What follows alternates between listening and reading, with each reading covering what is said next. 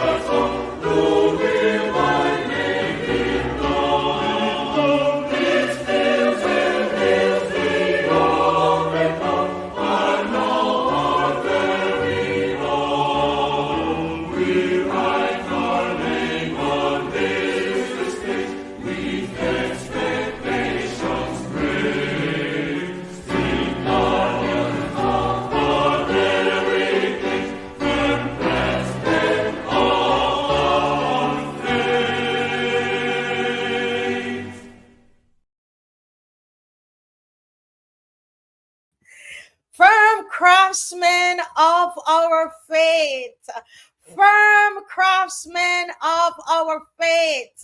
Oh my goodness, and that's what's happening in Barbados on February 11th. Firm craftsmen of our faith, we are going to determine our own fate. Wonderful, wonderful, wonderful. Welcome to the Marcia Week Show. I'm holding in my hand the national flag of Barbados. Isn't it beautiful? And you just heard the national anthem of Barbados, a place where God loves the people. Oh, my Lord. I know every country is going to say God loves them. My birthland, Jamaica, they know that God loves them. My adopted country, Barbados, you're going to say God loves you. Bahamas will say God loves you. But you know what? I believe there is a special thing there. There's a special thing there. And my Jamaican people are going to get upset with me.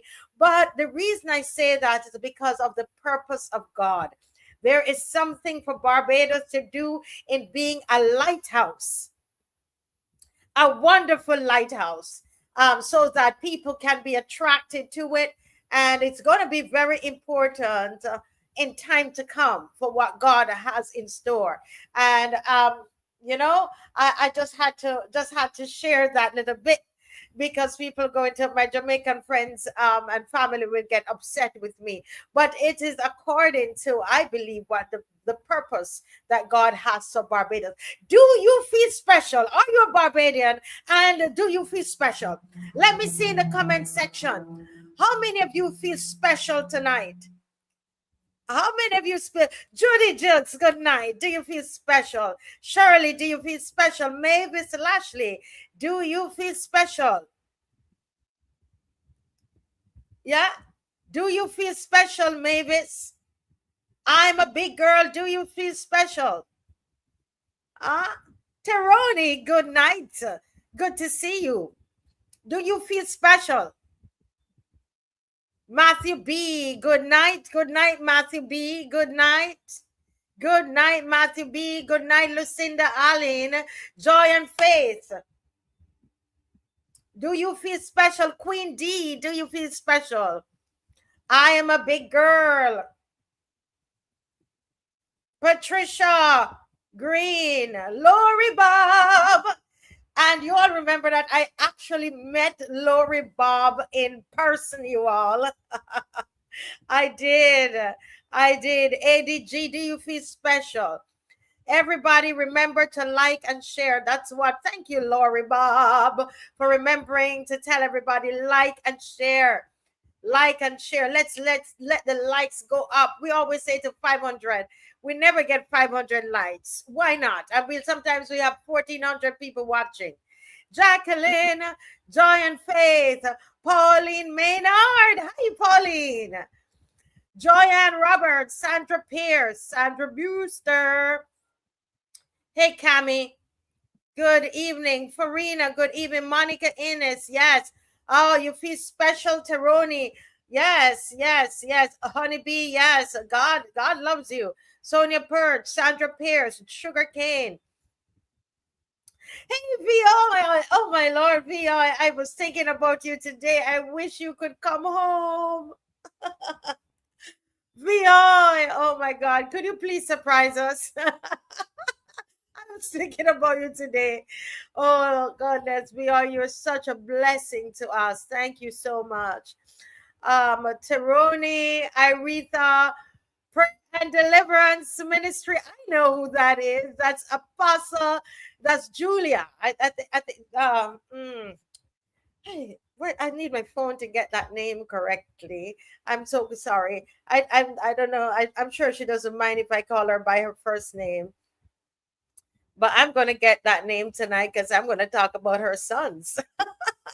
Hey, Joycelyn. Oh, Beyond. Oh, goodness. Oh, Lord. And we would go out together and all of that. Yes. Julie Griffin. Hey, Julie. I met Julie again last night. Oh, wonderful. Okay, great. Guys, let me tell you something. We are special. We are special people, and we are on the mind of God. And as I was coming on, Dave and I, we were praying together before we came on. And you know what was going through my mind? I was saying to myself, Marcia, isn't it so wonderful to be on the Lord's side? You don't want to not be on God's side. You need to want to be on the Lord's side. And it's beautiful. Let me say that this week has been, especially great for me. It was Sunday night and last night, Thursday night. I had the wonderful privilege of seeing quite a number of you. It's a privilege. And I'm so glad we got to shake hands, we got to hug, we got to look in each other's eyes. And you don't even know, it means so much to me. And why it means a lot to me, because it's a reminder.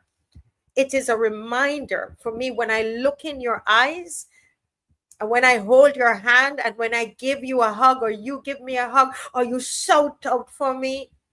It's a reminder to me of why I sit here 4 nights a week, 3 hours each time, plus all of the preparation.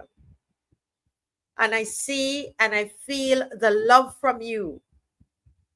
And I hope you feel it from me as well. because it's genuine.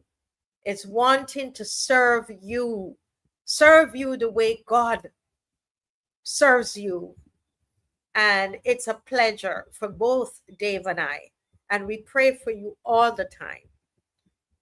Whether you believe in God or not, we pray for you. And it's a pleasure to serve you. And some of you wondering what's going to happen February 12th if I'm going to continue. I will be sitting in this chair here until God tells me to stop. Don't worry about that. Whoever is in government, whatever happens, I am sitting right here on behalf of the people of Barbados. Rest assured on that. Well, before we go any further, I just want to give you an idea of what is going to happen tonight. So tonight, we want to remind you of the young lady in St. George South who is homeless, and she has a baby boy, almost a year old, still needs Pampers. And so we've started collecting funds to buy Pampers. Today, with the weather and just some other things we had to do, we didn't go to do the purchase. But Saturday is a good day to do that. So we're going to do that tomorrow. And Dave doesn't know that yet. I'm going to beg him that we go down to St. George South and deliver these Pampers and whatever else that we buy for that baby.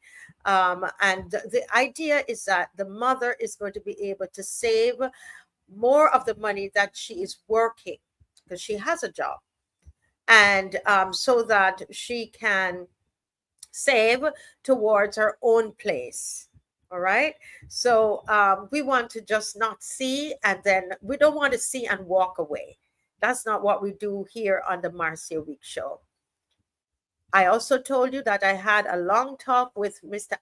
Anderson Cherry, and who says to me, Marcia, I promise you I will go into the New Orleans with you when the election is over, because he doesn't want anything to look as though he's influencing the elections. He will go after the elections are over to look at the drainage system there. And he told me that he's cleared a drain already, and that he believes he'll be able to do it. And he doesn't know, but I'm begging him to do it for free, Mr. Anderson Cherry. But for the people of New Orleans, let's give them an ease. On a serious note, let's give them an ease. And I'm not forgotten Tony the Tiger. I'm praying about it, and I'm trying to find a way to deal with that situation. It still hasn't come to me yet. I still haven't gotten a hand over it. That is an 80-year-old man who is living in deplorable conditions, even after speaking to the MP, those in the area, and not getting any help. And we are the citizens, and I want to be able to help him. And so I am still trying to work it out on how and I by next week, I believe I should have some information to share with you about that. All right. So those are the three main areas. There is a lady, and we're trying to get some triple X clothes, okay, some clothes for her, and if that that might be you, and you have stuff in good condition. He said, well, I lost weight, and I could bless this lady with these things, and they're in good condition.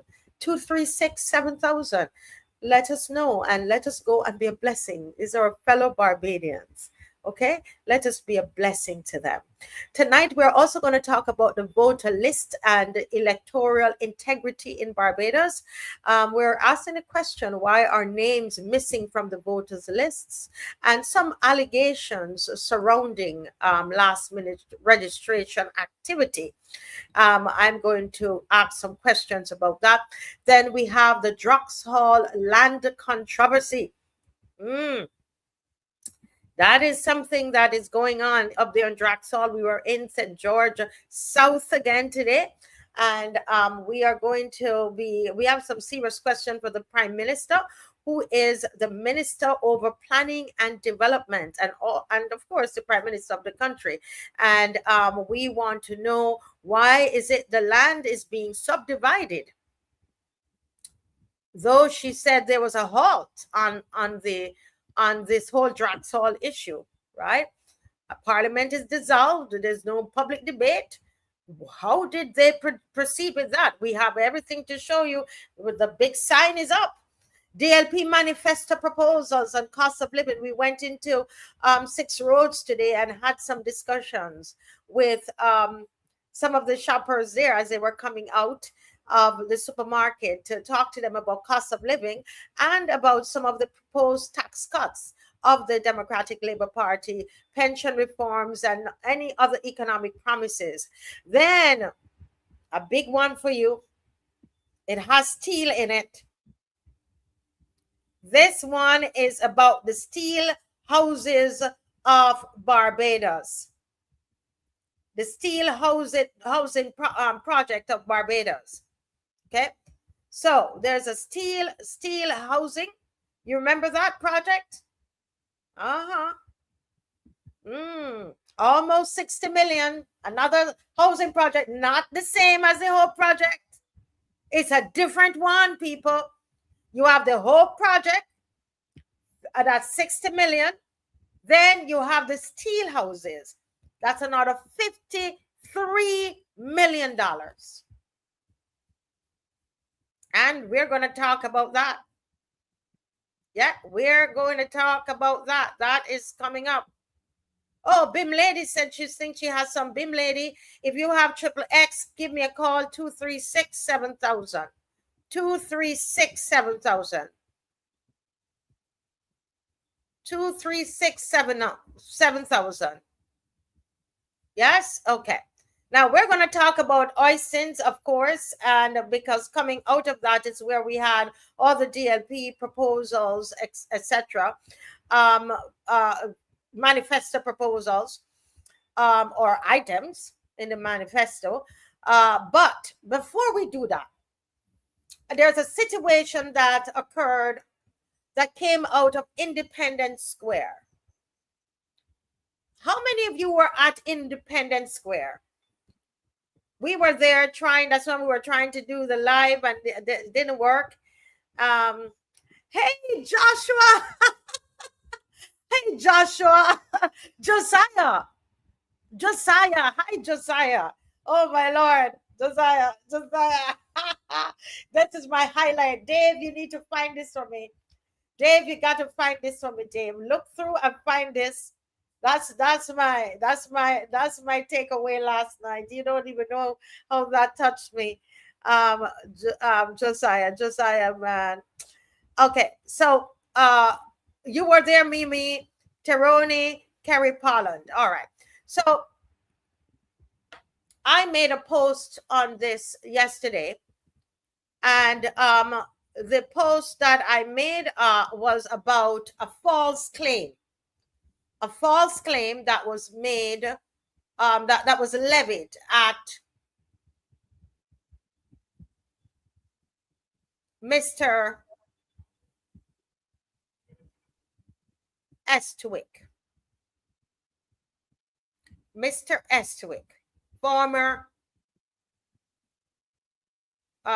member of parliament of the Democratic Labour Party. All right. And I want to, Dave, is this the gentleman, Dave? Okay. So if you were there, you spoke on the stage. All right. Oh, Josiah spoke, and it's Jaden who was fist pumping, man, in the air. Yeah. So Jaden and Josiah spoke. Josiah gave a little speech. 2 lines, his name, and then he said something on behalf of the children. That was a beautiful moment. Yes, Mr. David Estwick. Mr. David Estwick. All right. So Dave, if you can go ahead, and we're going to present an analysis done by Corey Worrell.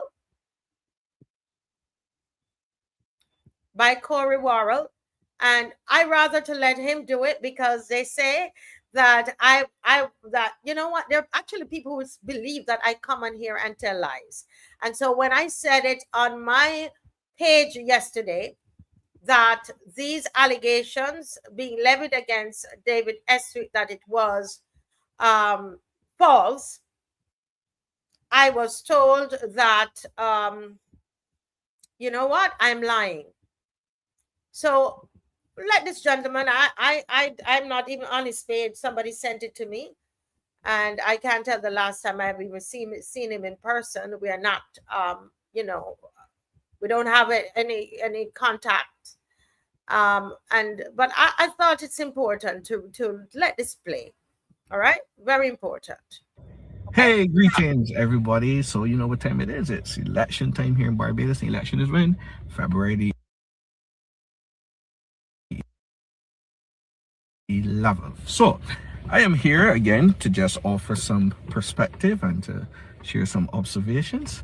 And today's topic is Kerry Simmons and David Estwick. So Kerry Simmons, who is the Barbados Labour Party's candidate for St. James Central, accused David Estwick, who's the Democratic Labour Party's candidate for St. Philip West, of calling the BLP mothers and daughters of this country and nation whores and prostitutes. Now, Kerry Simmons is asking, he did it on Tuesday night, he did it Tuesday night in Oysters, he did it last night in Spicedown, asking for an apology to be given to the mothers and daughters of this country. David Estwick, when interviewed by Starcom Network, said he did not say that.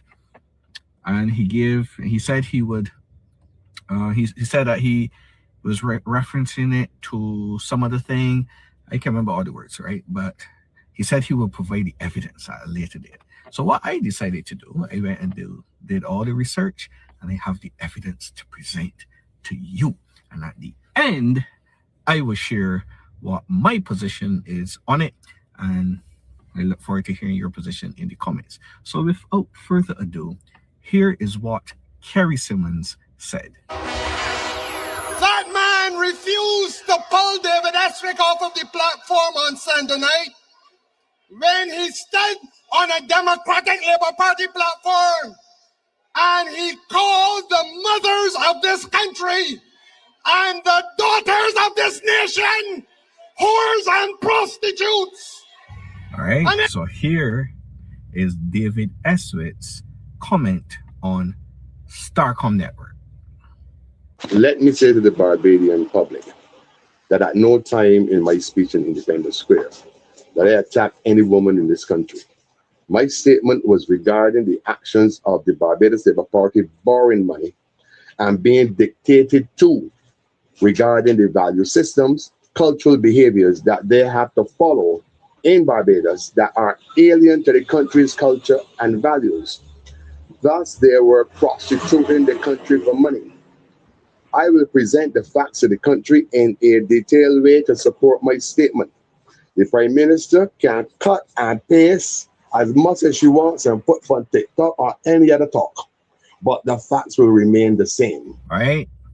Kerry Simmons came again last night, and he is adamant that David Estwick needs to apologize. Here's what he had to say. And it is 72 hours since David Estwick stood on a Democratic Labour Party platform and talked about people in the Labour Party being whores and being prostitutes. I do not intend to let this rest. And then he comes on the radio today, instead of being man enough to apologize to the women of this country. David Estwick will then have you believe, oh, I didn't mean it that way. I was saying that the policies of the government have been such that they have reduced this country as to doing things that we wouldn't otherwise do, and it is almost as if we were prostituting ourselves as a country. David Estwick, your words were clear. You said the Labour Party is full of whores and prostitutes. All right, so here is the video that is being circulated of what David Eswit is being accused of saying. Let me say something straight up front. The Barbados Labour Party, they are a bunch of whores and prostitutes. They are a bunch of nutty liars. You can't bring no legislation to give me what I borrowed with your part in here. No, here is the actual video from David Eswit's speech at the Democratic Labour Party launch. Take a listen. When we were a colony, the government was controlled by what we call the means of production. All it meant is that all the production in Barbados was owned not by Bajans, by foreigners, the English. But what has happened? When you become independent and you control your own means of production, they switch to a new strategy. That strategy is to control your thinking, control your mind as you prostitute your hand for the money. Do what we're telling you to do, or you ain't getting the same. That's what I tell you. There are a bunch of whores and prostitutes. Things of all, boots of all today.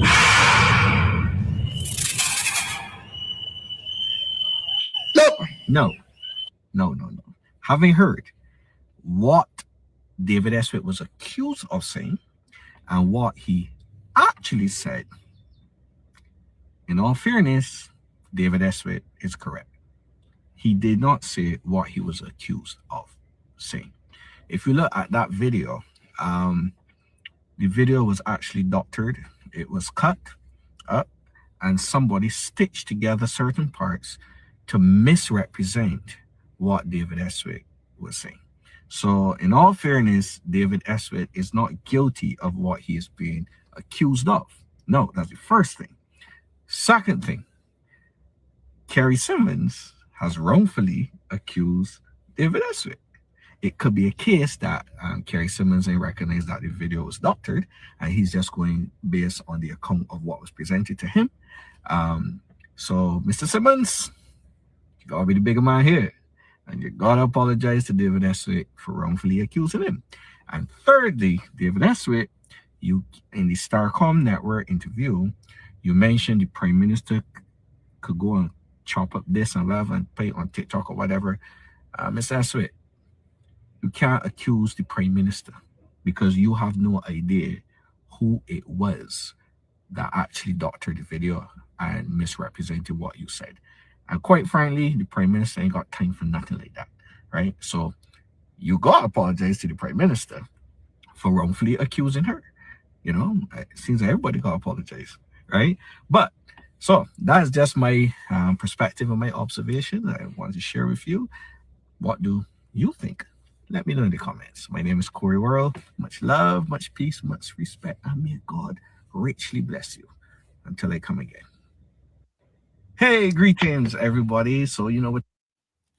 Right. Okay. Well, thank you so much, Dave. And again, that's Corey Worrell, and this was taken from his Facebook page. You can go over there, and I guess you can follow him. Just want to let you know where we got it from. It's not our material, but it's been sent all around, and we're just playing it. It came from his page, and the reason I wanted to show this to you, because I know quite a number of you do watch the show, and you will hear these things out there, right? And sometimes when you don't have the facts, somebody can come and they can, you know, spin things, and they could say all kinds of different things to you, and you start to doubt what it is that you heard. All right. And so I thought he did a fantastic job. This is what we would have loved to be able to come on the show tonight to do, because I addressed it yesterday and we didn't have a show yesterday. We would have loved to come on here and do that, but there's so many things that are happening that we're involved in. So when somebody else does it, fantastic job. Fantastic job, Mr. Worrell. Okay. And I wanted you to to see what happened there. Mr. Estwick is using a simile, right? He's saying that the behavior, not even the people, but that the behavior is like prostitution.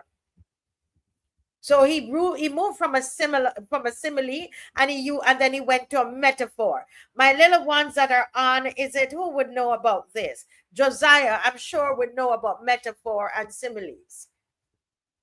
Probably Jaden too. Okay, and anybody else, any children who are watching. And basically, this is what it is. So it has been done. Somebody said, "You're shining like the sun." Are you the sun? Is the person saying you are the sun? And the thing is that we know these things, but when it comes on to the people that we don't like, then we have a tendency to now say that the person is doing this particular thing, is calling this person this particular name. And why I posted on this yesterday, because this was done to me by the Barbados Labour Party before. And in my case, the Prime Minister, in a press conference, accused me of calling the parliamentarians roaches. And you know what they did? They took a video, put it together just like that, and said I was calling the parliamentarians roaches. Now, in fairness to the Prime Minister and even to Minister Kerry Simmons, they might not have heard the original video. Somebody in their camp might have doctored it and sent it to them. And they made a statement based on what was presented to them. And it's an example for all of us that all the time we, take the time to go to check the source, check the context, right? Check the context. Very important, because especially in this time, right? And when they want to smear people, then this is what is done. And somebody wrote here, thanks, Corey, for offering your perspective. Thanks also for going a bit further and actually presenting the facts. Question is, whoever it was who doctored the video, why did they think it necessary to do so? That's a good question. What did they hope to achieve from doing that?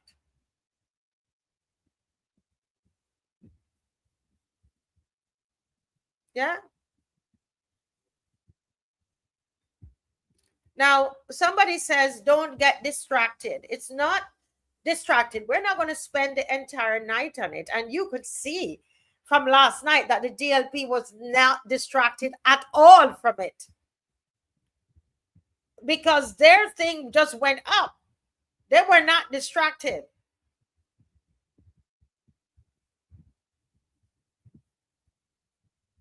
Right?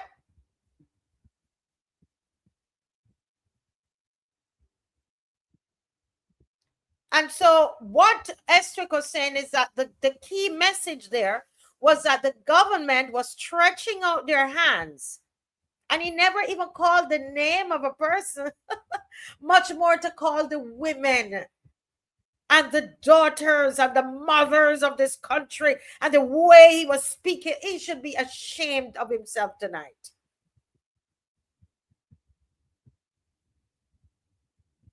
The key here is that he's saying that government is stretching out their hands like a prostitute to get money with no control. Okay? And basically they're seeking to sway people to get votes. And a lie, let me tell you something about a lie. For those of you who are saying that, don't leave it alone and move on and don't get distracted, right? If that's what you're saying, because I don't know if the person in the comment section is actually saying that, but sometimes I hear that from people. I remember when it happened to me, at first I'm like, oh, please, I know I didn't say that, so I didn't want to do anything. But then it got so bad that my husband said to me, Marcia, you have to say something about it. because a lie, right, will remain a lie and continue. People spread it, especially on with the internet, on social media. If you do nothing about it, you've got to speak the truth. And yeah, that's what they do. Yeah, Aretha, everybody says that when you borrow and you borrow and you borrow, you don't have any control. So you're like there. It's like you're pimped out. In fact, he says, instead of friends of all and satellites of none, he says pimps of all or something like that. That's what he's saying, right? So I think listen carefully. And the other thing I want to say, we should not do it to the people on the other side either. Okay, we should not do it. And as he said, I don't believe that the Prime Minister sat down and doctored this video. Come on. But what it is saying to all of us is that what we need to do, every single one of us, we got to check our sources. And there are times when if you're wrong, you're wrong. You remember the other night somebody sent something to me, and it was somebody who's very reputable who sent me that document from EBC. And I put up the document because of who sent it to me. I was in the middle of the show. Now, what I should have done was to double check and triple check that. But what did I do? I didn't leave it out there hanging. I corrected it and came back the following show and let you know I didn't get enough information to know where it came from. But based on what I'm seeing, it would seem as though it might have been a typo, because usually by now the government would come out and say, ignore that fake document, etc., and give us all a scolding about following fake news and all of that. Nothing has come out from the EBC. So it could have just been incompetence. But the point is, though, that I could not leave it there. And I think that it's in the same way that Mr. Simmons really needs to take this back. But I don't think that's going to happen, because these followers are still believing that is what Mr. Estwick said. But I just wanted for you, my audience, to be aware. I am a filmmaker. That is what I do. And if I wasn't doing this, I'd be making films, right?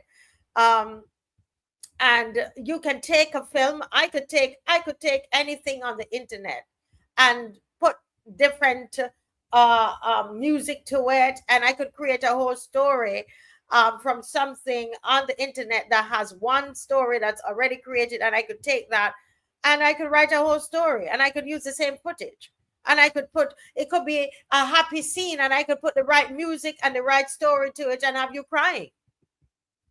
You understand?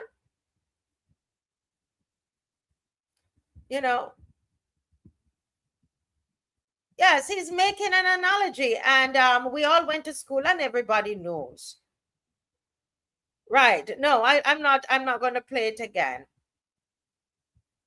Right. Now, the other thing is Queen 246, Queen D 246. The other reason I want to bring this to your attention is this. One of the things that I find that the persons in the Barbados Labour Party, this is my observation, they like to give, but they can't take. I watched the Deputy Prime Minister call Mr. Thorne a name, a slur, on their campaign platform. This is in their when they were doing their internal elections, I believe, or was it after? But it was on some platform, and there is no uproar about it. I want to let that sink in right there. The opposition leader was called a slur. Okay? And a bad name. And I won't repeat it. And you know what? It just, nobody says anything. The D's don't say anything. The B's don't say anything. Nobody says anything. It just goes. And you see that right there? I don't like it. I don't like it. I believe that we should not allow anybody to bully us. Only bullies behave that way. Bullies like to give, but they can't take. They have called people every name under the sun. But once it's their turn, they play the victim.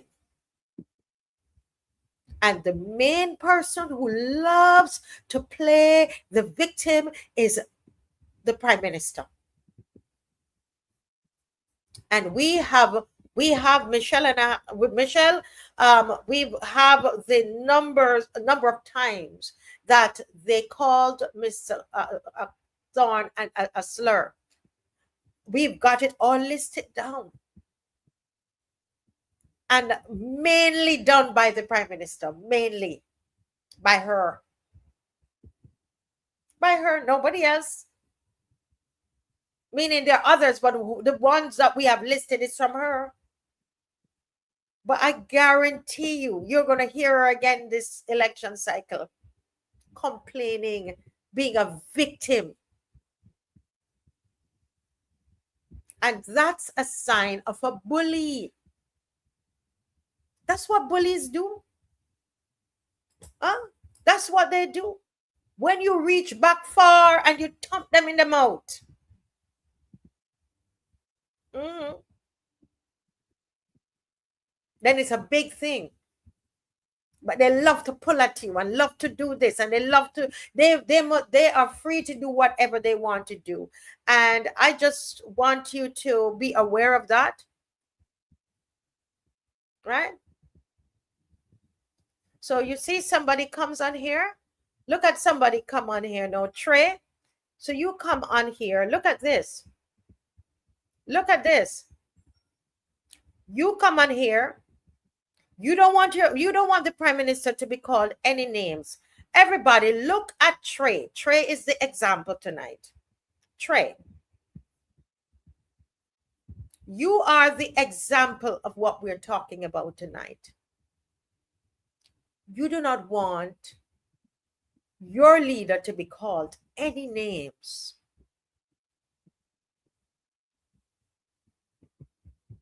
But you're ready and willing to call the opposition leader a name. Have you ever sat and thought about that?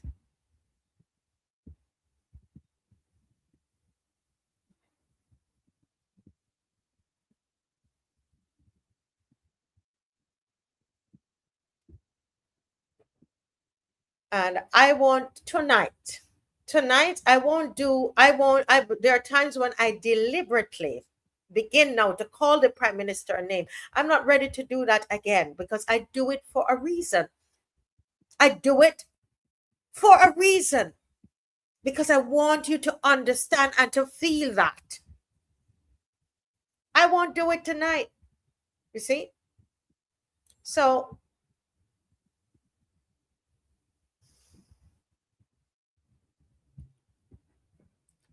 all right, so just let's get Trey out of here. Good.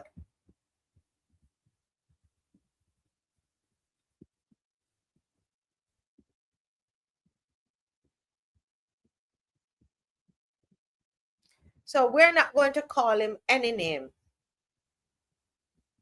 Okay? We're not going to call him any names. And that's why, let me tell you something. We're not going to call him any names. All right? but I want you to understand just how they operate. Okay. Thank you, Dave. So we're going to move along, and you see, this brings a smile on my face. We're just going to, right. I suspect Trey is a bot, because that's another way that they intend. That's another way how they intend to win these elections, using bots, not real people. You know. Yeah. All right. So last night we went, so that was Independence Square.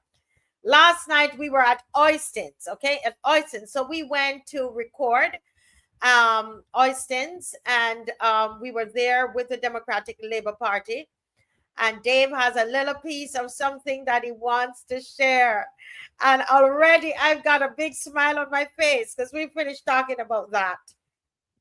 Right? So Dave, go right ahead.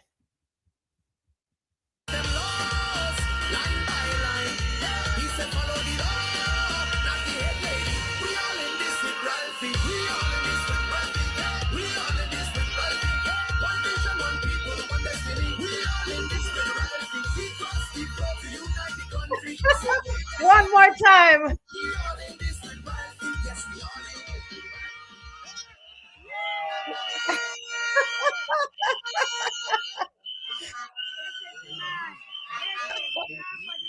Dave, keep it right there. Keep it at that little boy right there. Keep it at that little boy right there, right?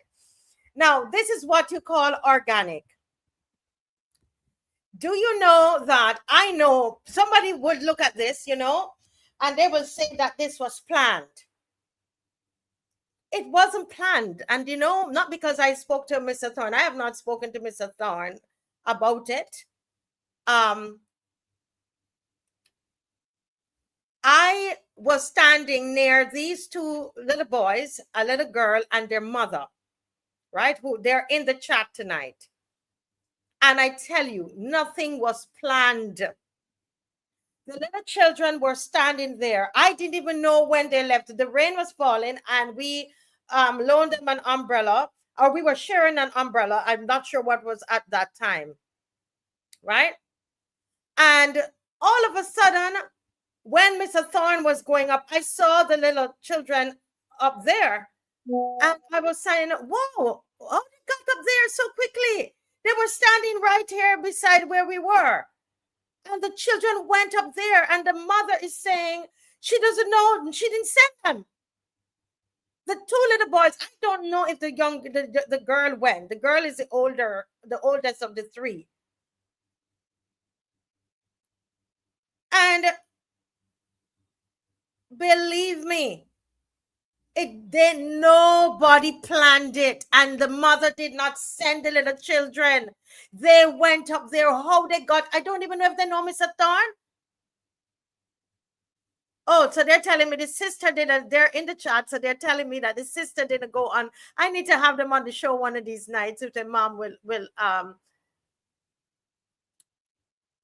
she, right, the older girl, I figure, because she's older, probably a little bit more self-conscious, she didn't go. But for some reason, those two little boys, can I get their ages? Is that okay, Mom? Can you put the ages in? Can you put the ages in there? This is a moment here that we, okay, it's not personal. Put your age. Is that, who's saying it's not personal? Josiah. Okay, so Jaden was pumping the fist. How did he know to do that? I don't understand. Who told him? It's like it was scripted. The little boy started to do that. And of course, I've got to watch it. That's a highlight for me. Like one of the highlights for the night. Okay, so Jaden, who was pumping the fist, let me write that down, is 10. And Josiah, who gave the little speech, is 11 years old. Josiah's birthday is next month, right? When he will be 12. That was organic. And that's how you involve children. You want to involve children. The parents brought the parents brought the children there. You want to involve the children in something positive. That's it. That. Do you think these are the children are ever going to forget this? Do you remember what happened at the rally that the BLP had? The children were cursing F words, S words. I don't use those words. And I'm so glad Dave found this, because this is what it's about. Do you think these children will ever forget this? Do you know Mr. Thorne is not he's not an artist. Do you know, after it was finished, I watched those other children. They took off, they had a jacket, they moved the jacket, and they went back up there to get a picture with Mr. Thorne.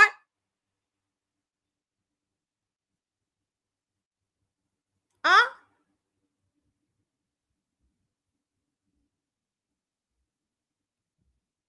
Do you understand? Well, you know what? You might not like to, but their parents were there and they brought them there.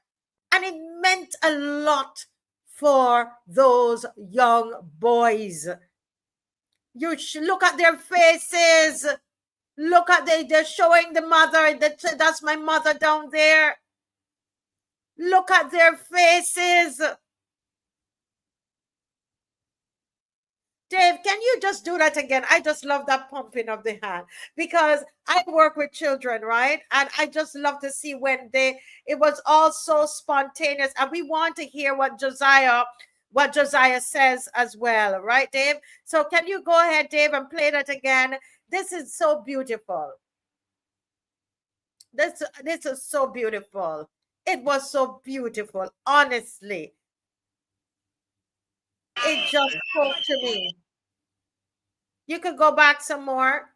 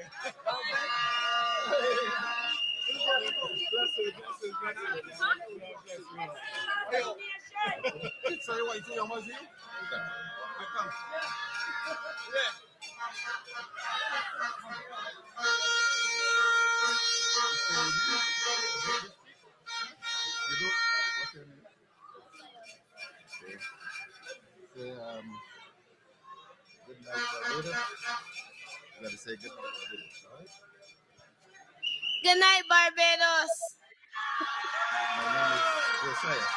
My name is Josiah. And I want you to vote for the future of Barbados, of the children. And I want you to vote for the future and children of Barbados.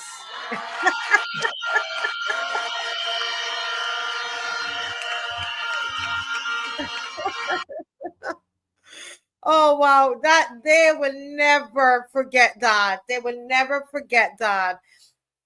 And I just want to commend and that's the spirit of the place, and somebody that was in there. It was electrifying, folks. And you know, it was wonderful. It was a wonderful spirit.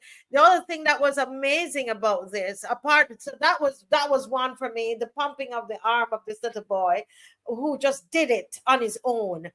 The second thing, it's very strange. The people who were standing and waiting there, Dave, if you have another cut of that, they were in the rain and they never moved. The people were getting wet. I thought that, oh boy, they're going to clear out of this place now. They're gone. They're gone. people went and they you know, go under they went under the little section there where on the grannies or anywhere they could shelter, they were under an umbrella.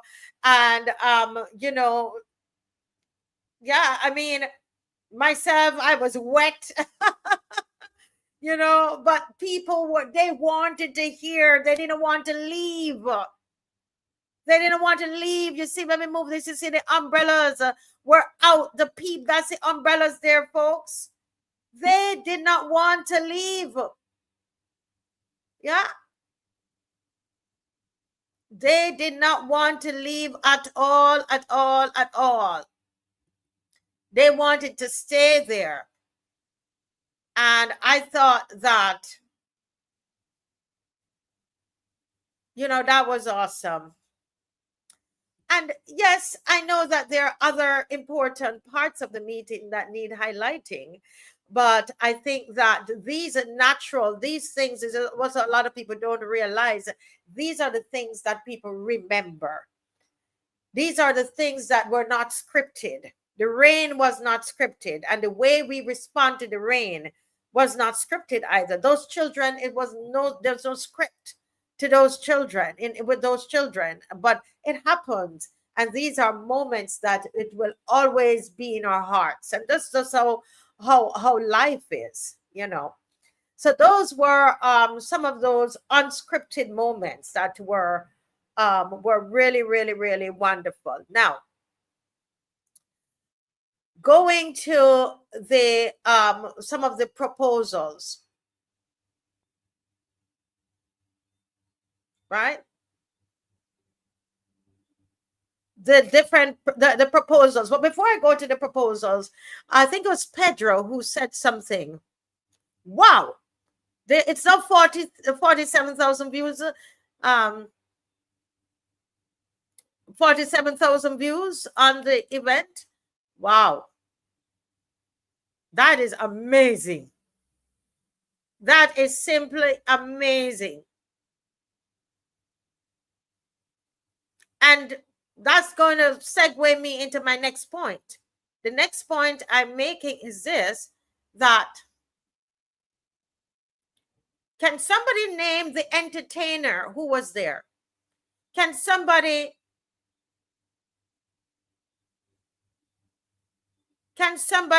name the entertainer? Who was the entertainer that brought all of those people there? Yes, last night. Can somebody name the entertainer, please? That allows it now to have 47,000 views.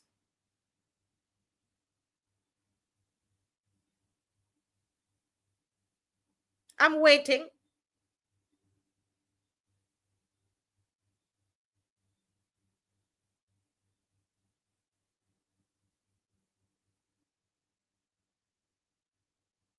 Yes?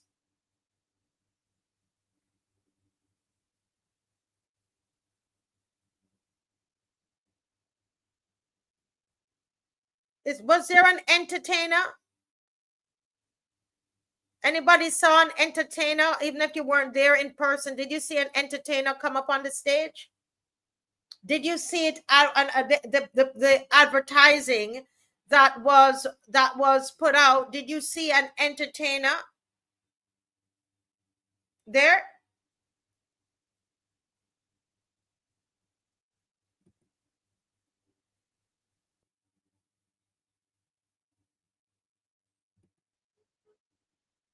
There was no entertainer. There was no entertainer, but yes, Colin Spencer was there. Come on, guys. Did he go on the stage and sing? Come on. I saw him too, Patricia. But you know what I mean? Was he on in the lineup? Was he in the lineup? No entertainer. No entertainer. No entertainer.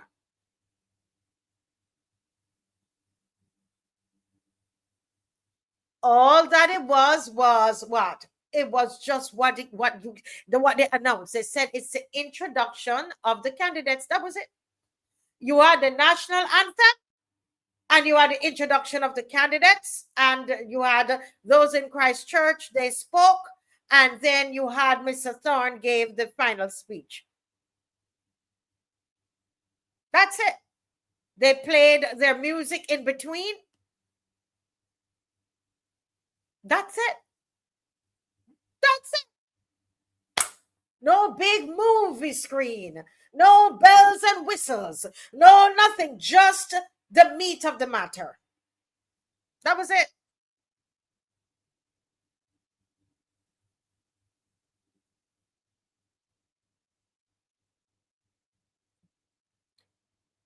And they had a live at the time was 6,700. 6,700 live at the time. 6,700 people live watching watching last night. Right? 48,000.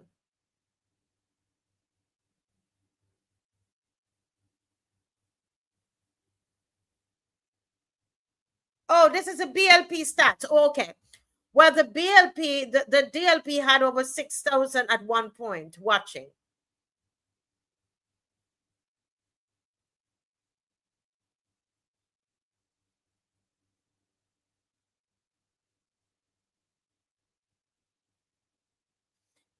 Right?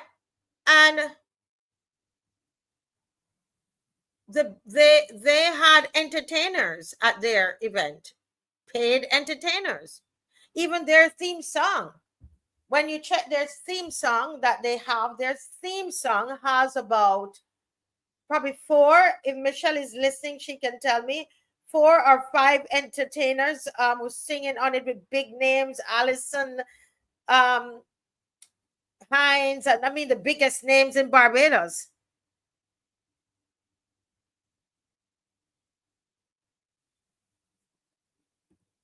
Okay, the highest was 4,700, because right, I think I thought I saw higher than that, but I might be wrong.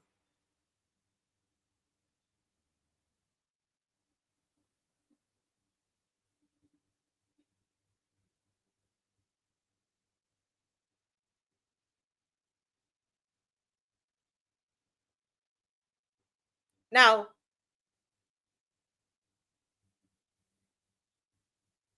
the other important part of what occurred that night were the proposals, so the manifesto.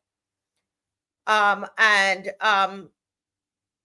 there were several proposed tax cuts that were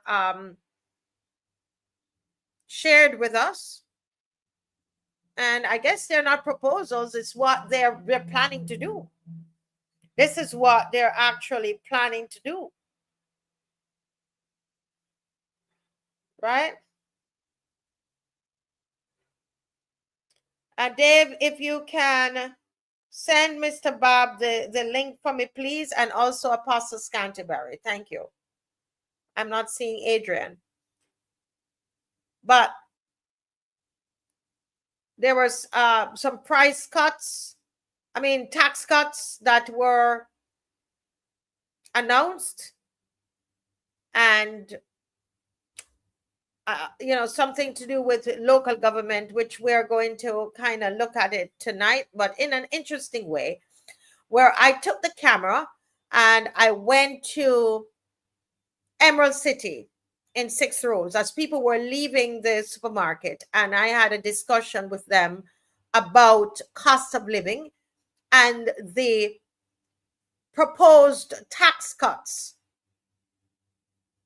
that are to be implemented by the DLP if they were to win the elections or become the government.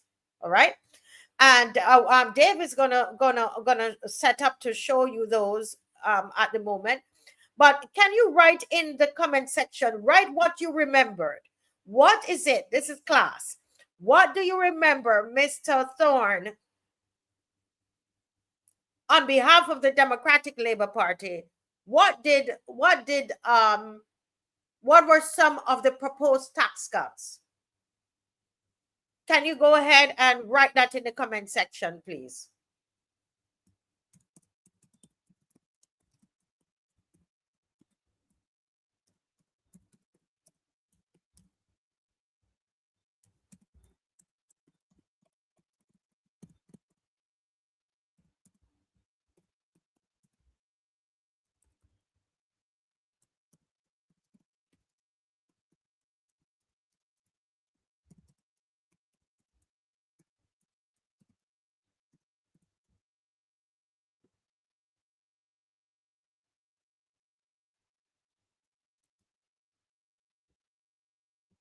waiting, and then Dave, give us a moment, and then we're going to put that up.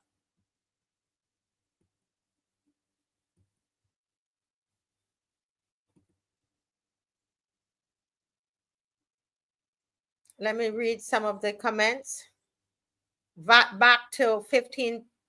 Sewage, reduce the sewage tax by 50%, right?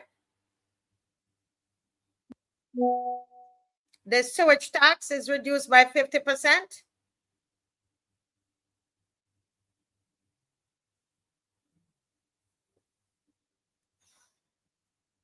No taxes on pensions. Pensions to be increased whenever salaries are increased. Remove tax on pensions.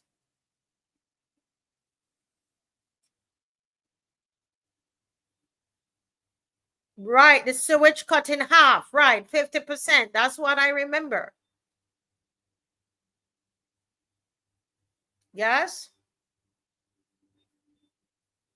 So sewage cut in half, taxes removed on pensions, and that's where everybody got up.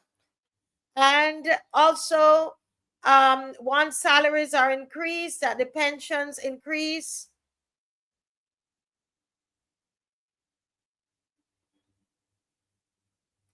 And then there was one that was not having to do with any tax cuts, and that had to do with local government. And I tell you, I don't try to get involved in too much at the meetings, but that I clapped. I clapped for that because I know that that is going to make a very, very big difference, right? If that occurs, that is going to make a big difference with what happens at the constituency level and how people are taken care of. And I actually clapped for that. I didn't even know that they had that in, that's something that I was hoping that they would have. And I was so happy, right? And yes, I am wondering that there might be a road back on the Airbnb bill, right? I'm thinking that I'm thinking that it might be so. So I went today, and I went to Emerald City in 6 Road, St. Philip, and spoke with a couple of people, Mike on the move. So here goes. Go ahead, Dave. Thank you. Things that she do. You're saying the people don't understand what she's doing, and you were saying something about witchcraft. You see, she come now and tell people she gonna do this and do that because election right coming up. Has 7 years. Okay, Dave, there is a longer one before that. So this is to be played because the camera had stopped. And so we have to start at the beginning. Thank you, please. And this is what happens when there's no edit. So what we're showing you is what was actually captured. There's no editing. I literally took it home and gave it to Dave, and that's why and so it's in this man's interview is in 2 pieces. Dave, can you find it? In the same gentleman. The same gentleman. There are 2 of them. There are 2 with him. Yeah, we could go to somebody else and then we can work it out while the audience.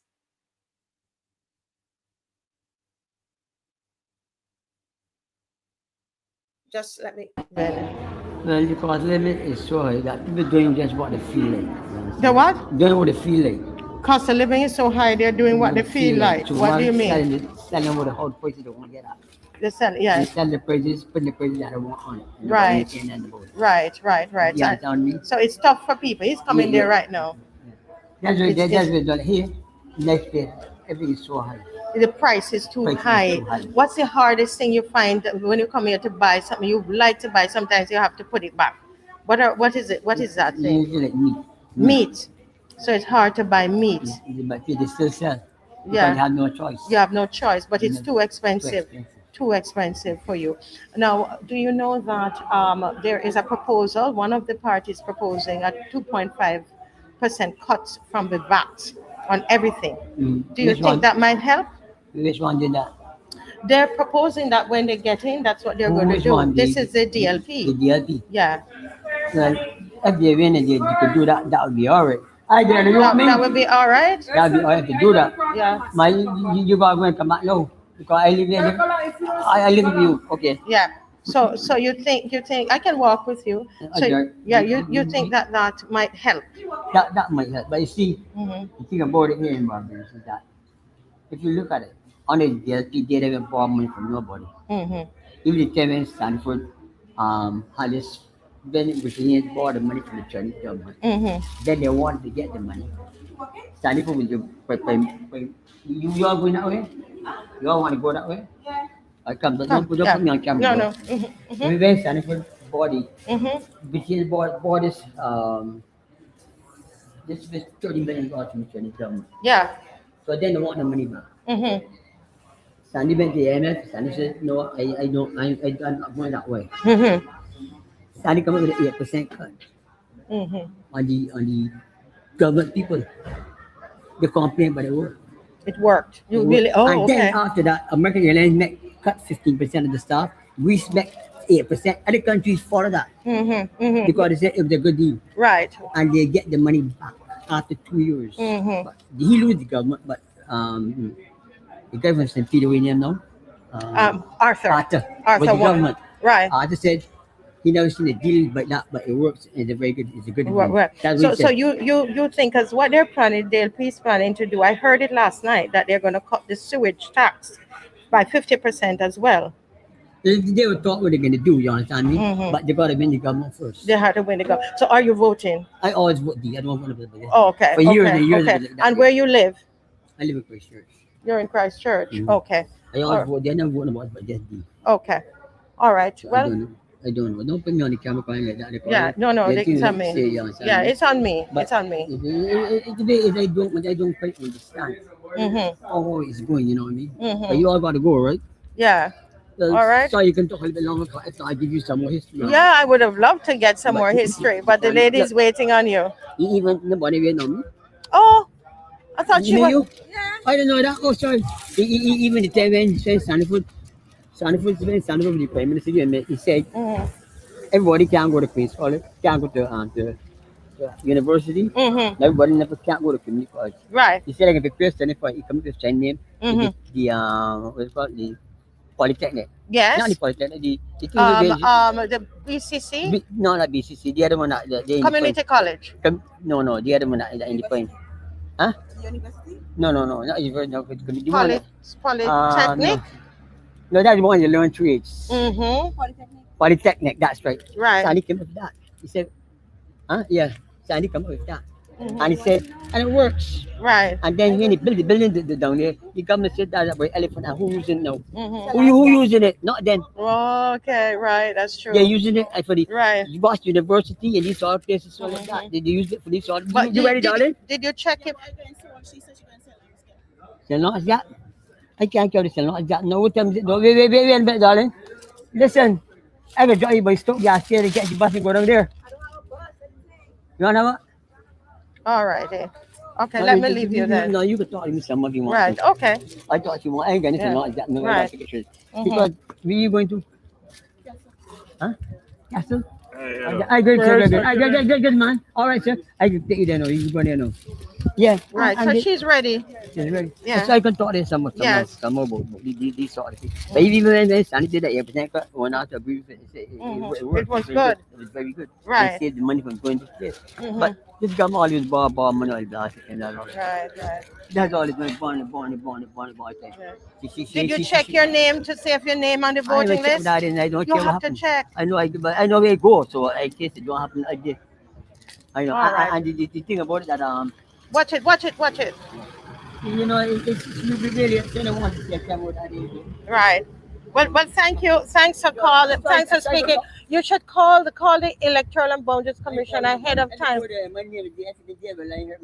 Oh, but every vote counts. You understand me? Yeah, but every vote counts, you I know know. that, I know that, I know that, I know Right, that. But okay. I don't know what to do.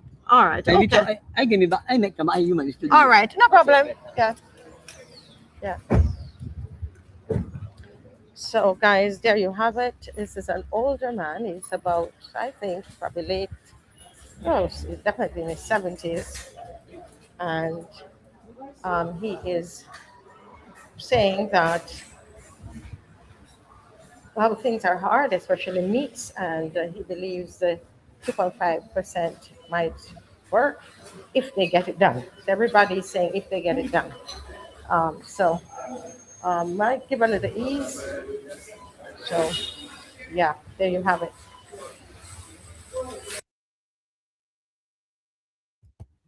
Yeah, so what are your views, guys? As Dave look for set up the next video, what are your views about these tax cuts?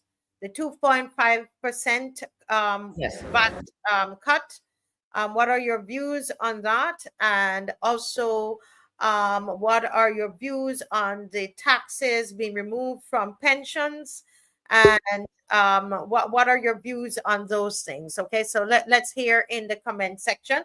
Now, this young man that I'm going to talk with, I think it's a young man, I'm not sure. But I guess I'll tell you his story after. Let me see if it's him.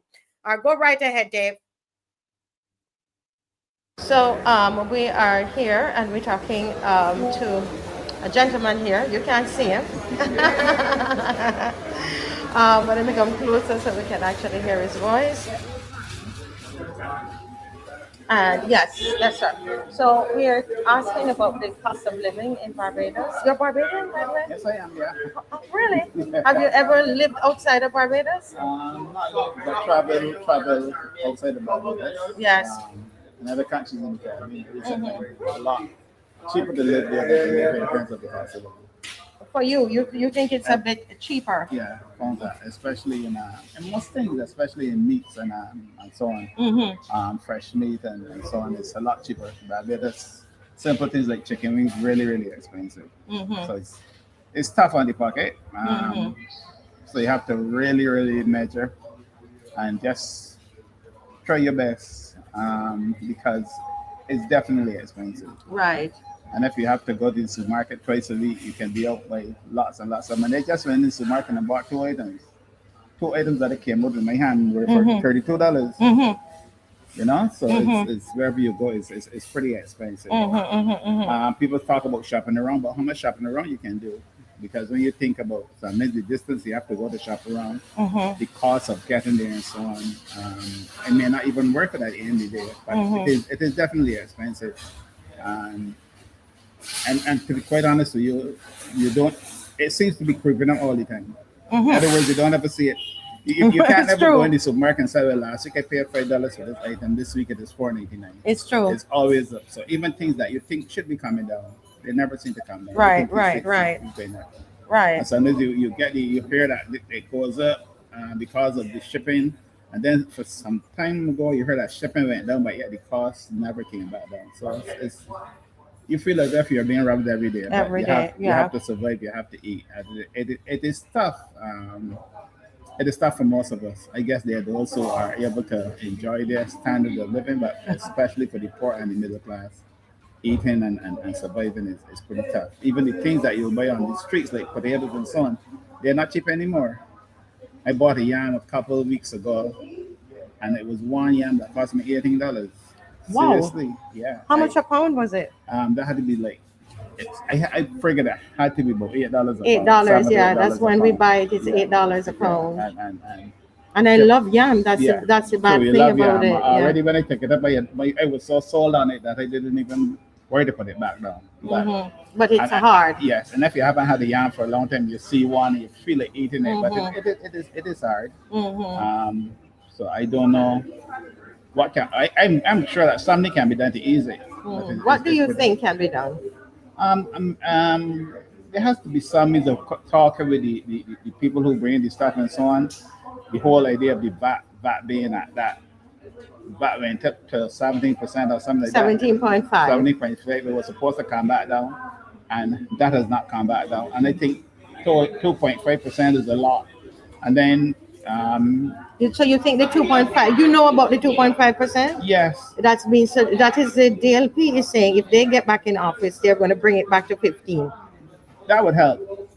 Mm. I'm sure that would help to some extent. But you know that there are some of the basic items, according to the government, they've taken the VAT off of that. But then you have transportation, Yeah. you have freighting, you have all of those things, and the VAT is on that. And then you have the fuel costs going up and so on, going up all the Right, time. So all so- of that, right.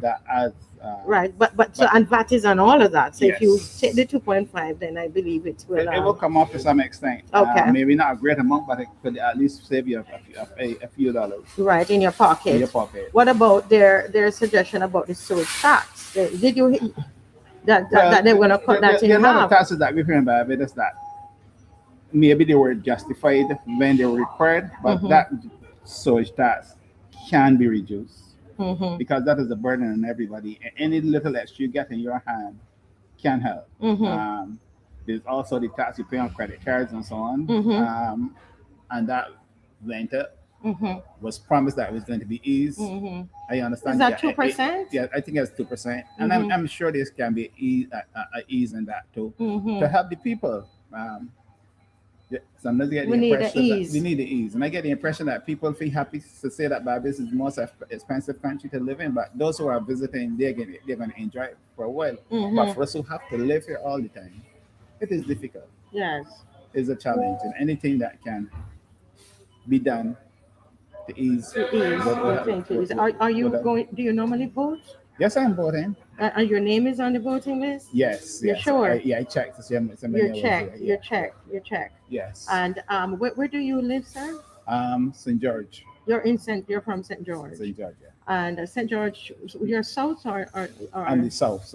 you're south? Okay, so that's who is your That MP is right Lou- now? Lou John, and right now turns the MP. Dwight Oh, you know Sullivan. what's going on. Yeah. Oh, yeah. Dwight Sutherland. Okay. yeah. So you're happy with what Dwight Sutherland is doing? I should ask what he did. Repeat. I should ask what has he done. What has he done? Yeah, Okay. Yeah, Rose and the worst state.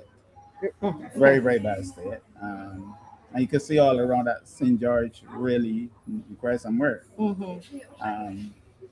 So I think there's a need for a lot of improvement. Mm-hmm. So I don't know how much has been done. Looking around, I can't say a lot of that has been done between the last 8 years or so, 7 8 years. A whole lot has not been done in that part of St. George. Mm-hmm. So, but we'll wait and see. You wait and see. We'll Wait and see. Well, I'm glad that you said you're going to vote, because if you don't vote, you can't help the situation. I'm hearing too many persons saying they're not voting. A lot of people who probably are dissatisfied with what is happening are saying that they're not voting. They're And to my dad, disappointed. They're disappointed they're not voting. That doesn't make sense. If you're disappointed, Mhm. try somebody else. Mm-hmm. Try something else, huh? Because not voting wouldn't help the situation. Mm-hmm. So just like you, I want to encourage people to go there and vote. If you're disappointed, if you know that you have been let down, vote expressing how you feel. Mm-hmm. You know, so I would encourage people to do that. You want to do that. Thank you so much. And I didn't get to ask you. So you are. I'm here talking with someone here we're at Emerald City. Okay, you can't see anything, but we're at Emerald City, and we're still talking to people. And I saw this young man who came over and told me I have a beautiful voice, and you were listening to me speaking over there. I've heard. You heard, and tell me, how old are you, sir? 20 years old. You're 20. Hard to believe, I know. Yeah. I wish they could see your face. They can't see your face. I don't really care. You don't really You care. could go for it. I don't really- Yeah. All right. Okay. Wonderful. Wonderful. You see how handsome he is? I may look like 16, but I'm not. You're it's better not- to look young and be old than be old and be young. I Yes. said that backwards. You know what I mean? Yeah, I know what you mean. I'm so happy you could see his handsome face there. My son, my youngest son, is 22. Oh. Yeah. Yeah. Where you went to school? St. Michael's. St. Michael. Well, my eldest son went to St. Michael's school, but he left a while ago. He's about almost 30 now. 28 are thereabout, yeah. So I said to you, if you know anything about the cost of living, you say you know a lot about the cost of living. What you know about cost of living at 20? My own personal experience. Tell me, what is that? I've lived on my own for a little bit. You lived on your own? Hmm. Like with your own key? My own house, my own room, my own responsibilities, my own bills. Really? Yes. And it's honestly quite ridiculous. Tell me. The amount that you need to work for, Can you speak up a little louder? the amount that you need to work for compared to the amount that needs to go back in just for you to live remotely comfortably is relatively insane. Even for one person, I was largely living by myself, and even that was a struggle. And I was working a full-time job. And you couldn't. In some instances, I was working 2 jobs. You're serious? And you couldn't make ends I'm meet? not joking. I could make ends meet, but that would leave barely enough for me to even buy other necessities like food. At 20 years old? Yep, at 20. Wow. And this is coming from maybe a good 4 or 5 months of experience. And you decided it's a bad idea? It's a bad idea for now, until I at least found either better work or something. So you had to go reliably back stable. home? You went back home? Unfortunately, yes. You went back home because Yeah, you can't. for the You time found being. that you couldn't because you have to pay. Tell me, what were some of your expenses? Rent? Rent. How much like, was rent at the time? Rent at the time was $200. 200. You were week. renting a room. I was renting, say, a small house in its entirety. Right, $200 a week. Mm-hmm. Okay, well, that work was be $800 But a all month. the utilities were separated, not included in Oh that. wow! So that could be running about $1,000 a month then with utilities. Almost 2. Wow! And it was just by myself as well. Wow! And so you gave it up. Not largely that I gave it up. Circumstances changed. And I Mhm. just couldn't. Had to leave that behind. Leave it behind until you save up some more. Or at least until I find stable work like I am now. Yeah. So how was it? You know, like just buying regular food, like healthy food to eat. How you find Yeah, that? not possible. Huh? Not possible. If Not you po- actually want to firstly have enough groceries to where you can sustain yourself till, say, the next time that you have the resources to get more, you would need to get what's considered junk, which is relatively cheap. If you want something healthy, good luck. You may only get maybe half, a quarter as much comparatively if you just went with the usuals like hot dogs, those things. It's backwards in my opinion. It costs more to invest in yourself, get healthier options than it is to just buy the cheap junk that honestly isn't no better for you than anything else. Wow. What do you think needs to be done in order to ease the people a little bit? In my opinion, the cost of living will always increase. That's just how the world is, but the wages are not keeping up with that demand. And I think I can speak for a lot of people when I say the cost of everything is increasing, but the pay never seems to increase alongside it, which in my opinion is backwards.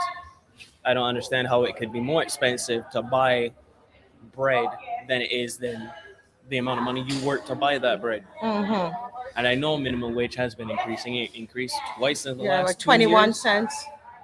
Oh wow, the 21 cents is going to make such a big difference. I can't wait to buy a whole 21 cents extra worth of What? Yeah. Well, I mean, do you think that that removing VAT, you know, every time you purchase anything, well, there's some food items that the VAT is not on, but anytime you purchase any item, except those that are in the basket of goods, you have to pay an extra 17.5% to the government. Do you think if there's a reduction in that, that might help a little bit? well, any reduction to the cost of necessities would help. I'm not exactly sure if that should be the thing that we tackle first, but statistically speaking, that would help. That would help. Because it would lower the cost of goods. That applies to. That making it easier for the applies. common folk to Because simply even get. even with the food, though there are some food items that it's not on, but the transportation, everything that relates to surrounds it, you still pay VAT on it. You know, the free everything that deals with the food.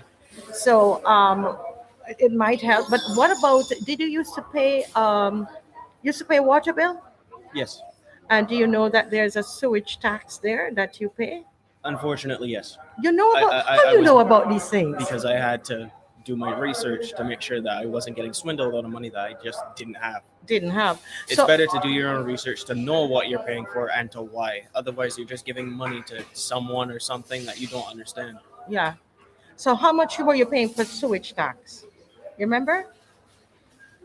Your water bill. I know my water bill by itself was like $78. It was just my one. Right. So probably I kept about. it conservative. So is it about half of that was the sewage tax? I would say slightly under half. Slightly under half. Well, what if the sewage tax was, well, you could cut it in by 50%? That would help you think put a little extra in I your mean, pocket? it would help, but compared to the grand scheme, like the heavy hitters, like light especially, Mm-hmm. I mean, yeah, it would help. Like I can't say it wouldn't, but Yeah, just give people a little ease. it Probably. would give people a little ease, but emphasis on a little. A little. Obviously, over time, it would add up. It would, Over like 12 months. yeah, it would definitely add up. Like $10 over 12 months is still $120 Mm-hmm. regardless. But the fact that it would take that long to see any substantial gains Makes sense. is Yeah, yeah. a little. Yeah, A little but off-putting. what you're thinking, we need a bit of ease in this country right now. I feel the world needs a bit of ease.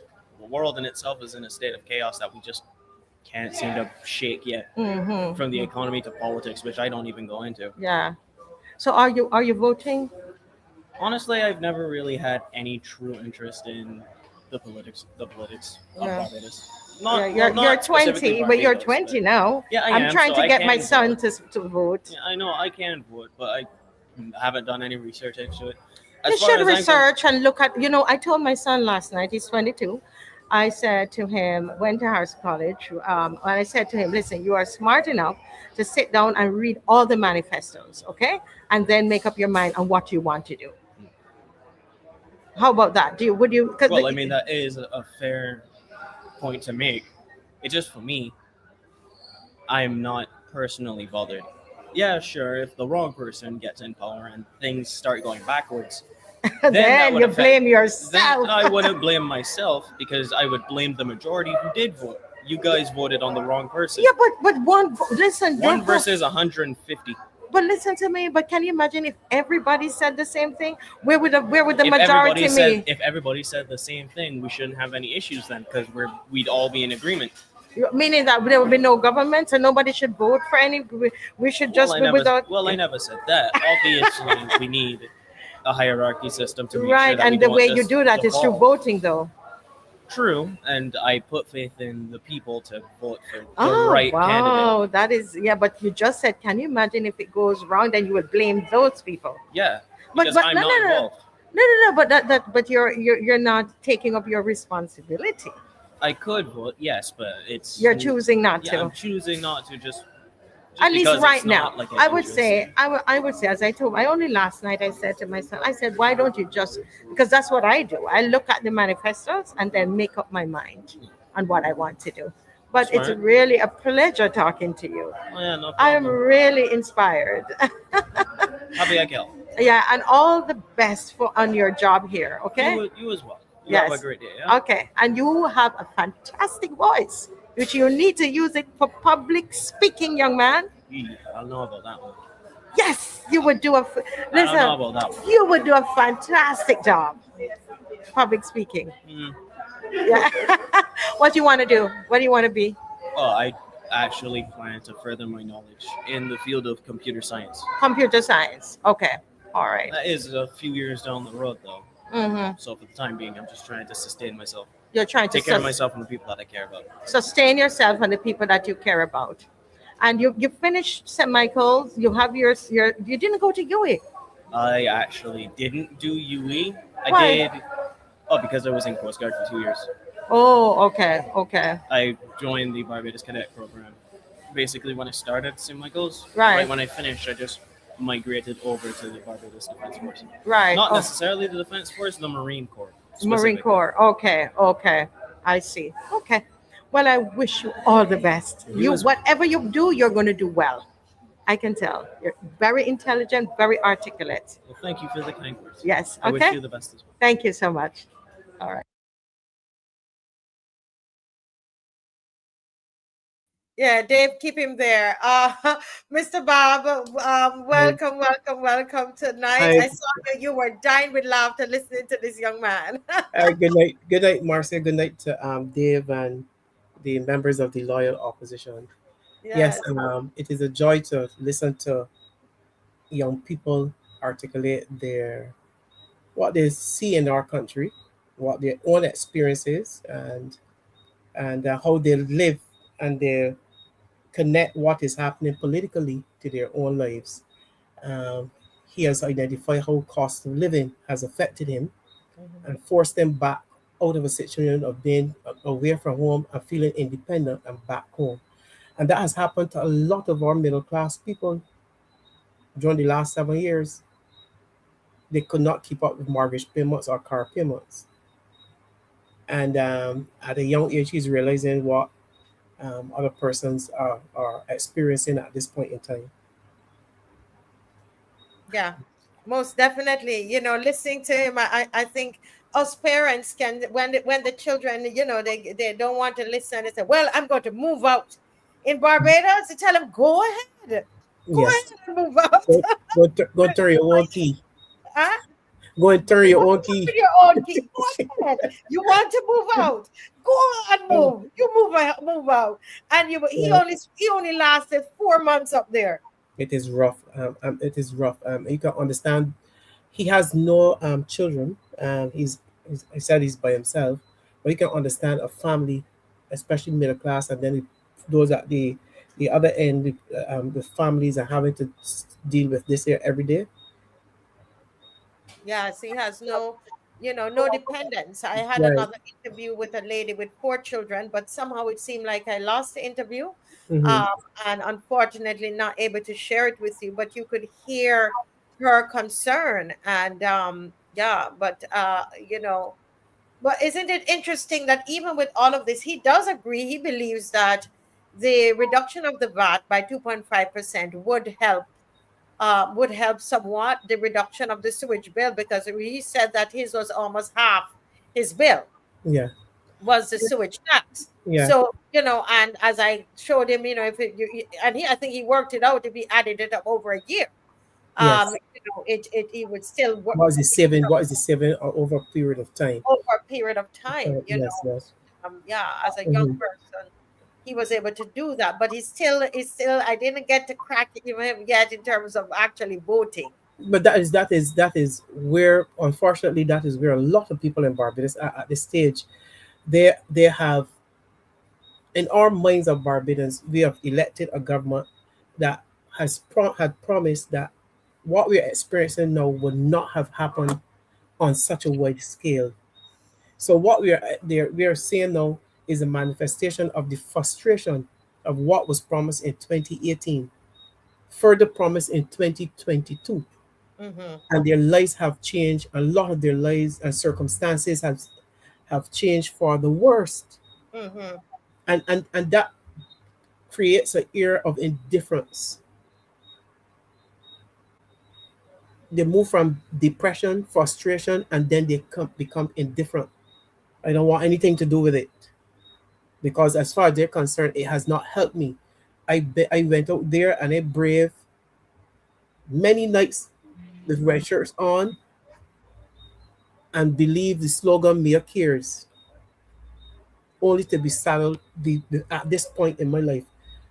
A lot of them and some of them that you see now running around are still living in hope Mm-hmm. that it will change after 8 years. That is why we see some of them still there. They're still hoping that milk and honey will come flowing from the coffers of Mayor Motley and the Barbados Labour Party. It's so unfortunate that I see so many are setting up themselves for another disappointment, and they have to get it through them. Somehow we can. Sometimes I'm tempted to say, "Oh, leave them. Let them go over the cliff." But no, this is our country. Mm-hmm. There are people, there are families, there are brothers and sisters, there are neighbors And Yes. to keep talking, and we have to keep beseeching and getting them to understand what is happening and what they can do about it come February 11th. Yes. Yes. Well, the sewage tax. We talked a little bit about um, the VAT. But what about the cutting of the VAT, the reduction of VAT by 2.5%? What about the sewage tax? Somebody said that sometimes, I've also heard that sometimes the sewage tax Is portion more of the bill is actually more than more the than the actual bill. bill, and they're not connected to the source tax. And The you total know who sewage system, the sewage is not, system. there's not right there's no they're not connected. But you know who should be jumping for joy at that announcement that the source tax should be cut in half? Those persons in St. Peter and St. Lucie who are still paying water bills, who are still paying the sewage tax. At least for them, it was cut, and they're not paying the same amount as other Barbadians who are privileged to getting clear water coming through their taps. So every St. Lucie person should be jumping up at this point in time. Yes, yes, yes. Jasper was saying often the sewage tax is more than the water bill. It's true. What a It is loyal correct. opposition. What I got a sense of your views on the reduction in the VAT, right? In VAT. 2.5% reduction in VAT. What are your thoughts on the 50% reduction in the sewage tax? Is that going to make a big difference, Barbadians, to your pocket? Initially to your pocket, anybody out there? Because these are some of the initiatives to tackle the high cost of living in Barbados. And this is being proposed by the DLP. They're the only ones who have proposed anything that we can talk about at the moment. I've heard Lynette and all the other parties in opposition. They're all talking about a reduction in tax, in value added tax. But I think the DLP is the only one that have said 2.5%. This is Right. what we want, and the sewage tax 50%. Anybody else out there? What are your thoughts about that? Pete Way says what he says, the high estimated BWA bills are killing people too. Somebody said it's certainly better than 21 cents. Every saving counts. It says he received an estimated water bill for almost 500. How much of that is a sewage tax, Pete Way? Sewage and garbage tax higher than the normal. So we know all of that already. So what we want to know is, what are your views on it? Is this something that you think, yes, this is a step towards the right direction? That's what I'm waiting to hear. Or no, this is weak. I don't think Barbados can manage this. Okay, Mr. Strickland. Hi, Mr. Strickland. Hope you're feeling better. He says we're paying sewage tax in St. Lucie for getting almost. Almost sewage water. That is a good way to put it. Okay, right. Yes. Mimi is saying yes, it is. Is there anybody who disagree with this, or others agree? Do you think cutting the sewage tax in half? The whole thing here is that the DLP is saying, this is what they're saying, that they are trying to deal with the cost of living. Yes. All right. Right direction for the people. Okay. No more comments. All right. Well, we will move on. People not so sure about it, say something. Tell me your thoughts on it. All right. Now, while you think about that, today, Mr. Bob, I was called by somebody in St. George. Okay. St. George South, actually. And they said to me, Marcia, I want you to take a look at, they said to me, look at your phone. And I looked at my phone and realized that it was a sign. It was a sign from planning and development. And it had on it, it says important notice. and it had a notice about Drax Hall. And so I want to show you what we discovered in Drax Hall today. Now, you must remember that I have an article here that I want to read for you, just to remind you. And I ask you, Dave, to put it up. It's in your WhatsApp. So while Dave is looking for it to put it up, the article says Barbados pauses acquisition of former slavery plantation owned by Tory MP. You remember that, Mr. Bob? You remember the whole episode? Yes. Okay. And this is an issue that while we're raising this here in election time, I think this is something that the Prime Minister, who is the Minister of Planning and Development, should really speak about this on the campaign platform. I really think so, because there's no parliament. And so this is a good time for her to address this. So Dave, can you go up a little bit for us?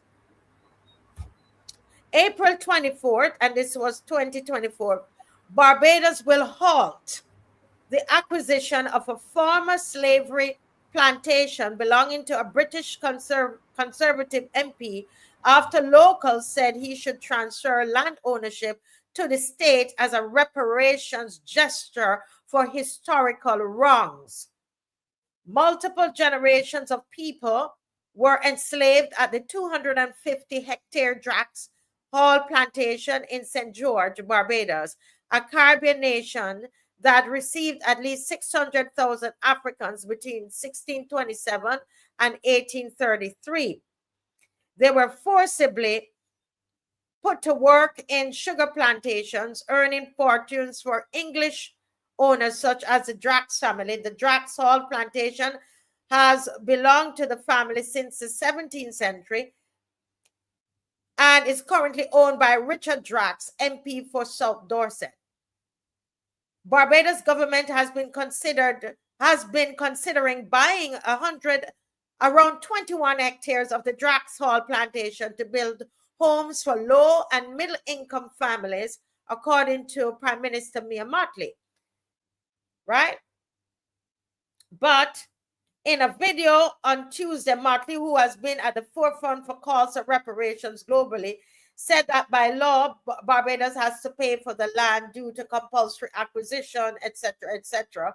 And the point is there that I wouldn't bother to read all of it, is that she was forced to abandon the whole thing or to halt it, right? Because there were reparations activists outside of Barbados, actually in London and even in Jamaica, and they were actually protesting against Drax Hall being bought by the state.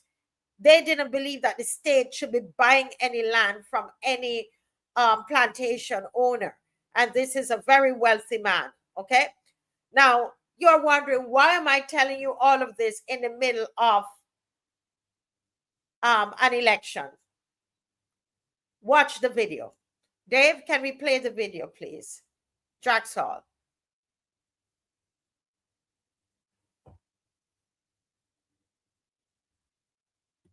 Hey folks, so I am here in St. George. Why are we here in St. George?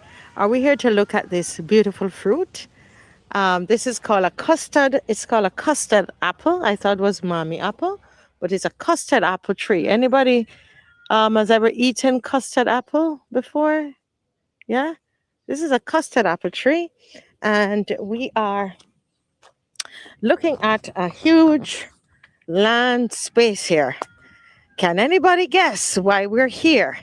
This is very interesting, I tell you. The people are calling Mike on the Move because, yes, if they find something that is happening unusual, they're calling us. They want to report it, especially because we don't have any proper controls, no auditor general. Nobody. Okay, so we're here and just take a look. St. George, that's St. George for you. That's where we are, and we're going to a special place. I'm actually in the back of the line here, following the neighbors, and we are going to this special thing that is occurring here in St. George. And yeah, I love to show you all the greenery, and very beautiful. And you listen, you don't want to you can't imagine the breeze. It's beautiful. Very, very beautiful. All right. So we're coming up on it very, very soon. We're in St. George. So this is Mike on the Move in St. George.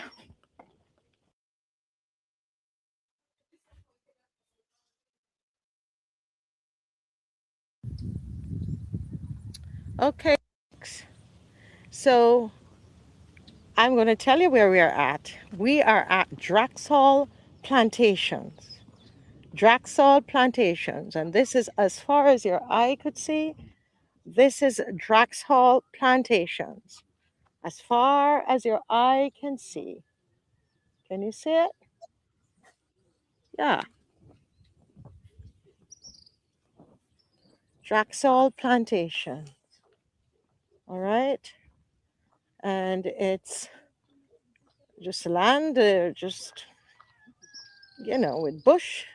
Nothing is happening with it. Now, if you remember, in 2023, there was a big international fiasco with this, where our government was planning to buy the land from Mr. Drax, remember? And there were demonstrations, protests in the UK. People were talking about this all over the world. And because of the international pressure, what has occurred is that our prime minister had to abandon the idea, okay? And because she wanted to purchase this land to put up houses, okay? Now, I want you to just take a look across here. This is the same Drax plantation. It's on both sides of the road. If you notice, this is plowed up, and it seems like they are going to be putting this land into agriculture. So on one side, there is, it's just land there with bush. But on this side, it seems plowed up. You could see the water there. All right, this is important to the story that we are going to be telling. Right? This is important. So if you look, you're going to see that, look as far as you can see. So Drax is on both sides. Now look, this is the other side of the road. Okay? So one side of the road, you see a lot of bush, it's overgrown. But one can assume that this side of the road is just as fertile as the other side. That they would have been doing a lot of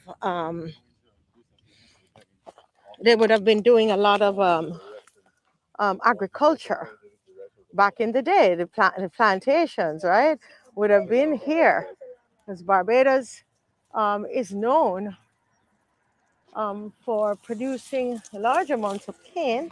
In fact, we did a lot of agriculture, really. And so this side of it, nothing is happening over here. But again, on this side, and we're still going. We are still going. All of here is, we can see that the land is seem like it's being put in,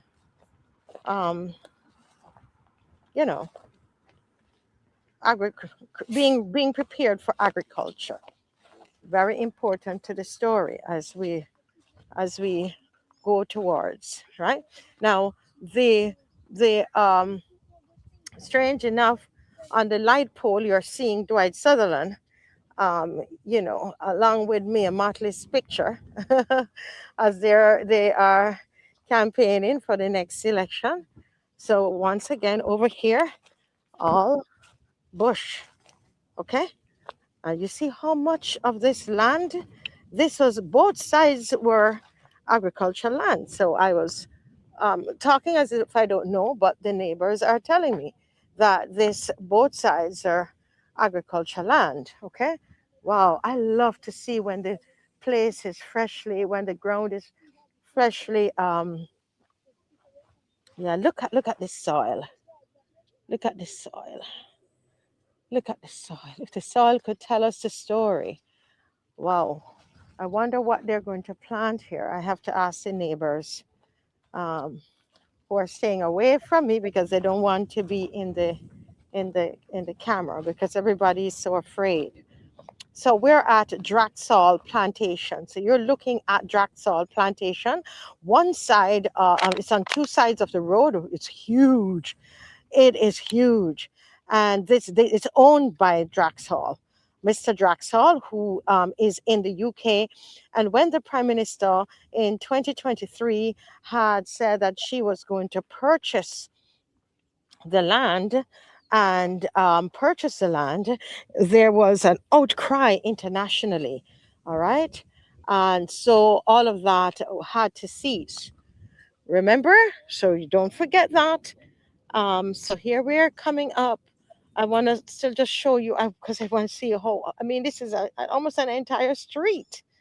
I don't know good measurements, so I don't know what to tell you how long it is. But I've been walking for a little bit. All of that. So this side, nothing is happening with this overgrown,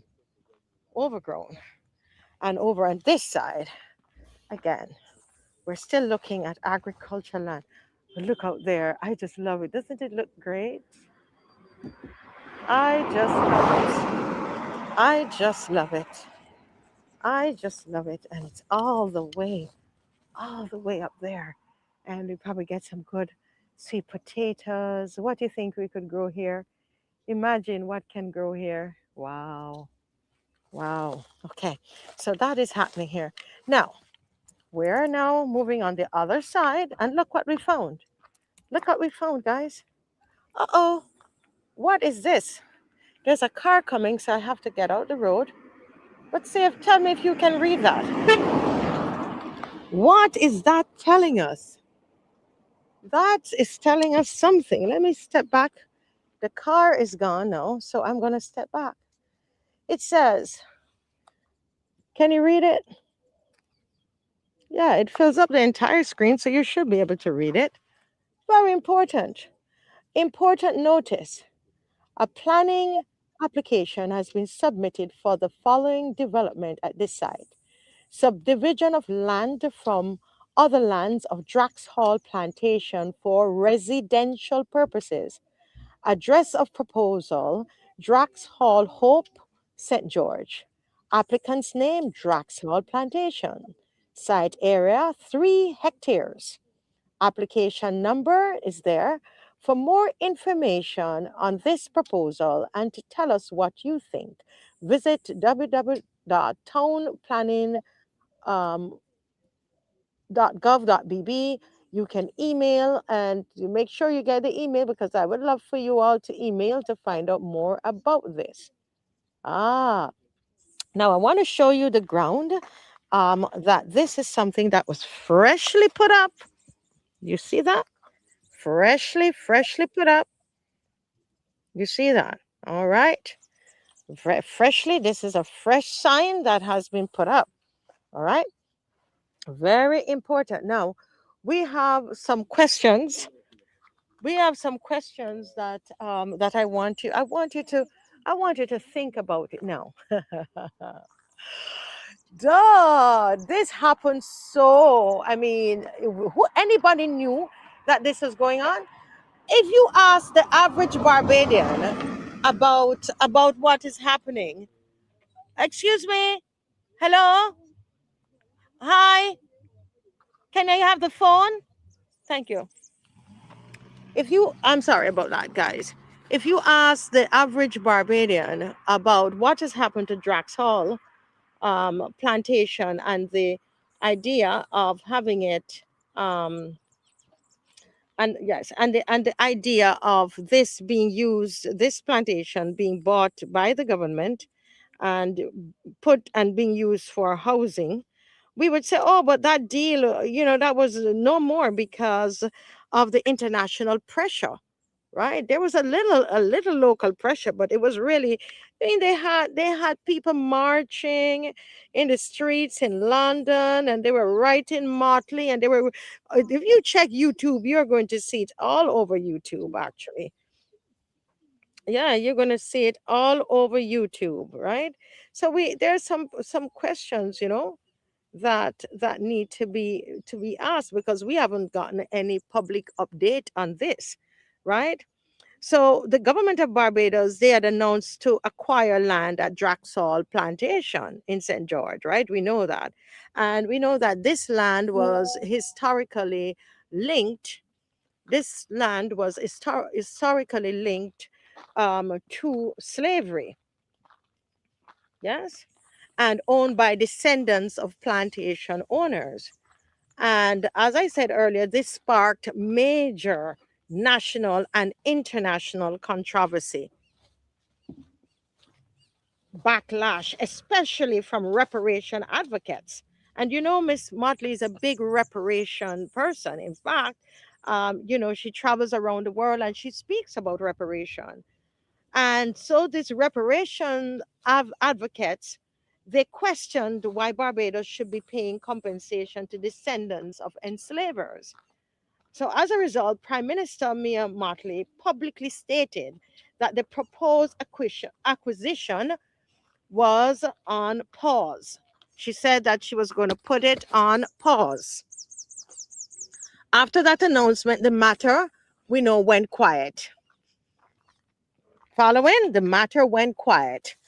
Yes, no public update was given about this land that I'm showing you here that is overgrown. And then on the other side, you see, as far as your eyes can see, this is Drax Hall plantation, right?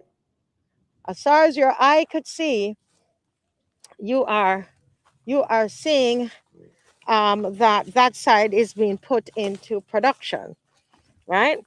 So there's no public update, right?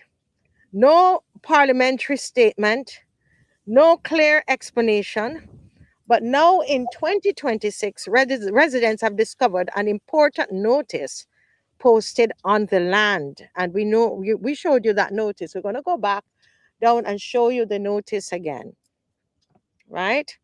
And that particular notice is saying that the land is now being subdivided, and that for residential purposes. So this is telling us that this part of houses will be put here.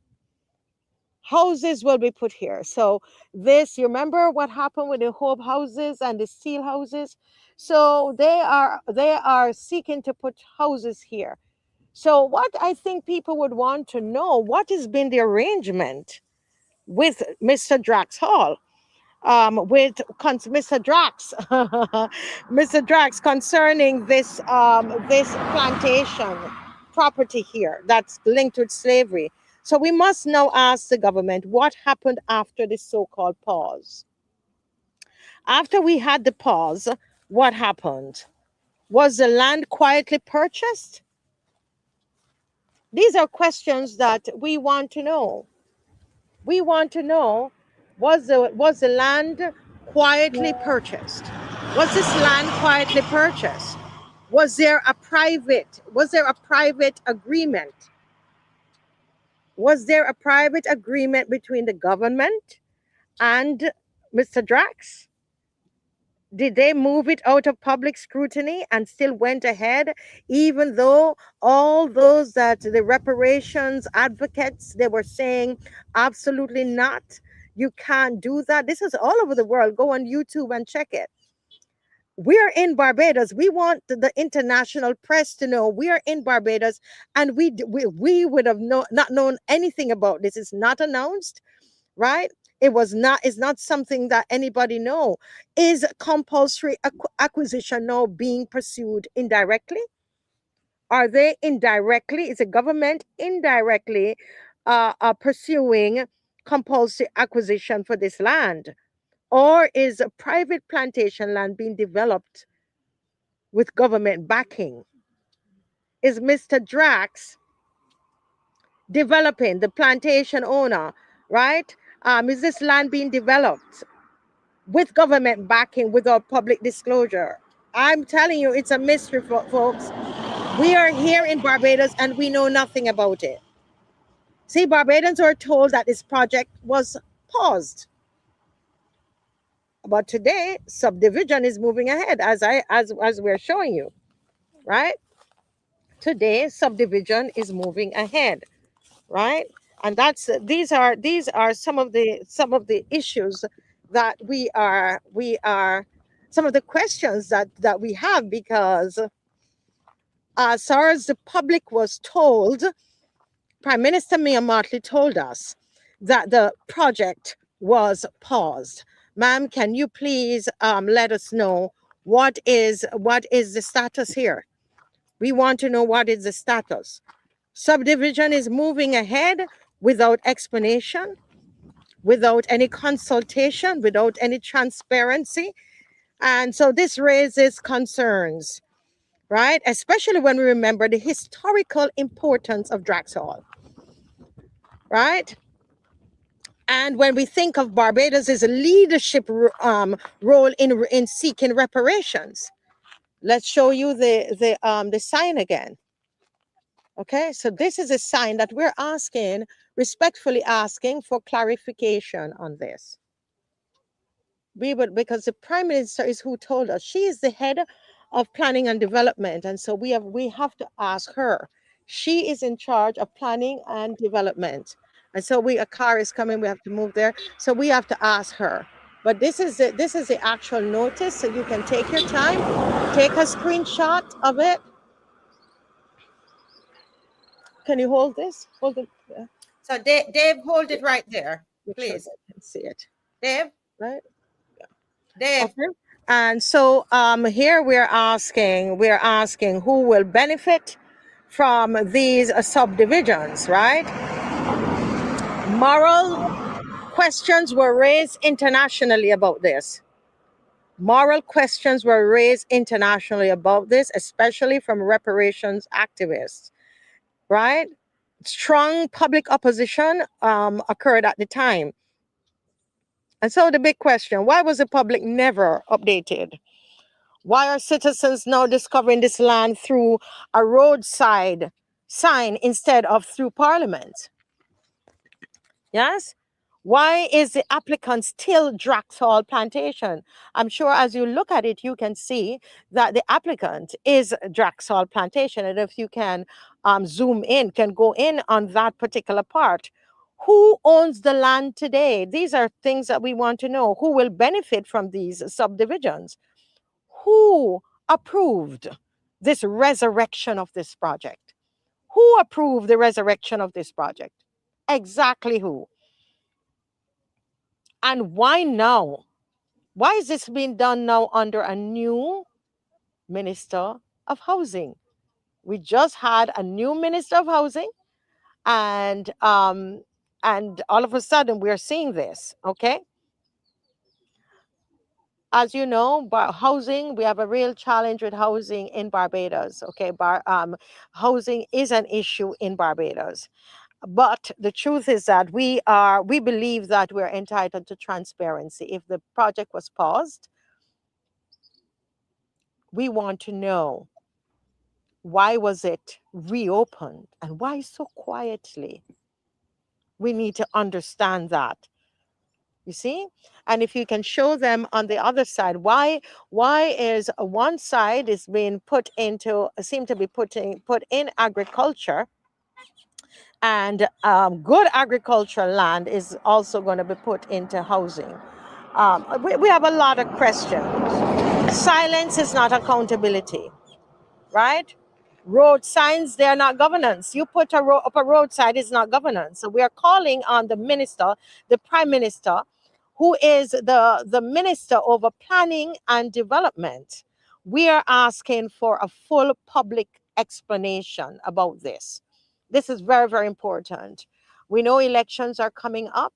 And so this is something, Madam Prime Minister, who is also the Minister of Planning and Development, we are respectfully asking you to address this.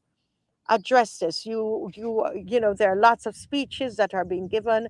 Could you give us a press conference about this? Exactly what is happening at Drax Hall? Yes, Mr. Bob and Dave, if you can just leave it there on the screen, let it pause. Go ahead, Mr. Bob. The applicant's name is Drax Hall Plantation. International pressure caused the Prime Minister to put a halt on a proposal by her government to purchase the land. What we are seeing here, and this had to come out of discussion, because once international pressure is placed on a person who is seeking global recognition, then that pause was supposed to protect her image. And they have found a roundabout way to deal with this situation here. So that's all the conclusion I can come to.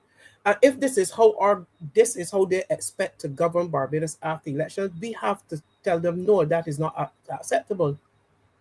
If international pressure caused you to put a pause, and that was shown to the Barbadian people, why now a plantation that those persons who are calling for reparations for their participation in slavery, why then are they now applying for this land to be changed into housing lots to give money to them? Is the same as paying them the money? Correct, because it is going to be used for subdivision of land from other lands of Drax Hall for residential purposes. So there's so many questions here. You're so right, Mr. Bob, but let me let you continue, please. I am saying that this is an insult to Barbadians' intelligence. So they have found a way to sidestep money being passed from the government to Drax Hall. Because when you subdivide land into lots, or if you place housing on a lot, that money comes to the owner. So they're not trying to say, oh, we're not paying any money. But the people of Barbados are then going to be asked to buy these lots or pay for these houses. That is such a deceitful, dirty move by whoever organized it, just to keep the pressure away from the global seeking person that we know. But this should not go quietly away. It is part of the governance that we are, and the transparency that we are calling for in this election. And we are not and this has put another damper on what we expect from our government. Agree with you totally on that. And a lot of people, I'm telling you, this is a very serious issue because this occurred, guys. It's freshly done, and the neighbors are saying it only happened a couple of days ago. This is why the parliament was dissolved. Thank you. While the parliament was dissolved, that this happened. This is not something that went to parliament. That Mr. Ralph Thorne could have some argument and discussion about it, so that we would know about it. Think, Barbados, think. I know this is not juicy and so on, but this is a very serious thing that has occurred. The dirt is still wet, and how they dug up to put this sign was just put down a couple days ago. It was not brought to Parliament. It was not brought to the public.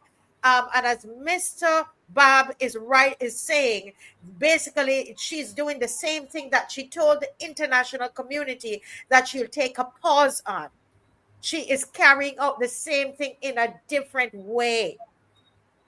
Okay, and that has become what we are accustomed to. Mr. Hines, are you ready to come in and let me know and comment on this? Yeah, hopefully. Good night, Adrian. How are you? Hi, I'm good. I'm good, Marcia. Good night, Alwyn. Good night to the loyal opposition. Good night. Good night. Yeah, I was listening all along. I heard you call my name, and that's where I'm at. I was actually driving home, so I've been listening ever since then. So here I am. Yes. Well, we're talking. We're not gonna stay very long on this because we have to do some more research. But I thought that as soon as we heard about this, we wanted to bring it to the public's mind, and that you do your own research on this. Barbados, this is very sneaky. What's going on under the previous Minister of Housing? They halted this. They now have a new Minister of Housing, and there's no Parliament. There's no Parliament. There's the only person that has to address this is the Prime Minister or the Attorney General. Nobody else exists. Whoever has control of tongue and country planning, I think that's the Prime Minister. Yes, nobody else. Because remember, Parliament has dissolved. Everybody looking. The only positions are maintained because of governance is the Prime Minister and the Attorney General.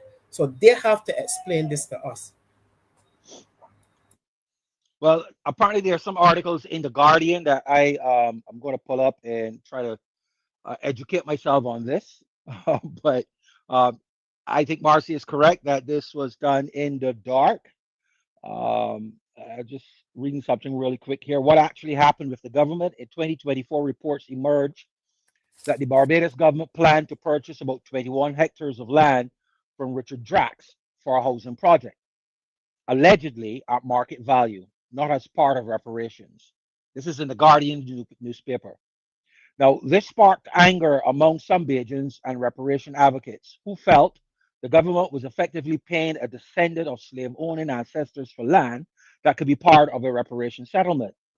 Prime Minister Mia Mottley paused the planned payout after public and campaigner backlash, saying she wanted further discussion with stakeholders. The pause suggests the issue wasn't dropped, but that the strategy shifted from an outright purchase at this stage. So that's where it's been left, and this is new. Something happened that we have not been informed about. We have not been informed about, and I want Barbadians. Thank you, Adrian. I want Barbados. It's not juicy in your mind, but this is very important because there's no Parliament. The Parliament has been dissolved. This has not been brought to Parliament. Okay, this has not been brought to Parliament, Barbados. However, the soil is just right there at the posts of the sign. They're brand new soil put down. This that I have on here, and it's the last thing because we do have a whole expose to do on the steel houses. But I have a letter in my hand here, guys. There's a letter here, and this letter was is what was normally given to the neighbors. But in this particular case, this letter was dated September the 4th, 2023.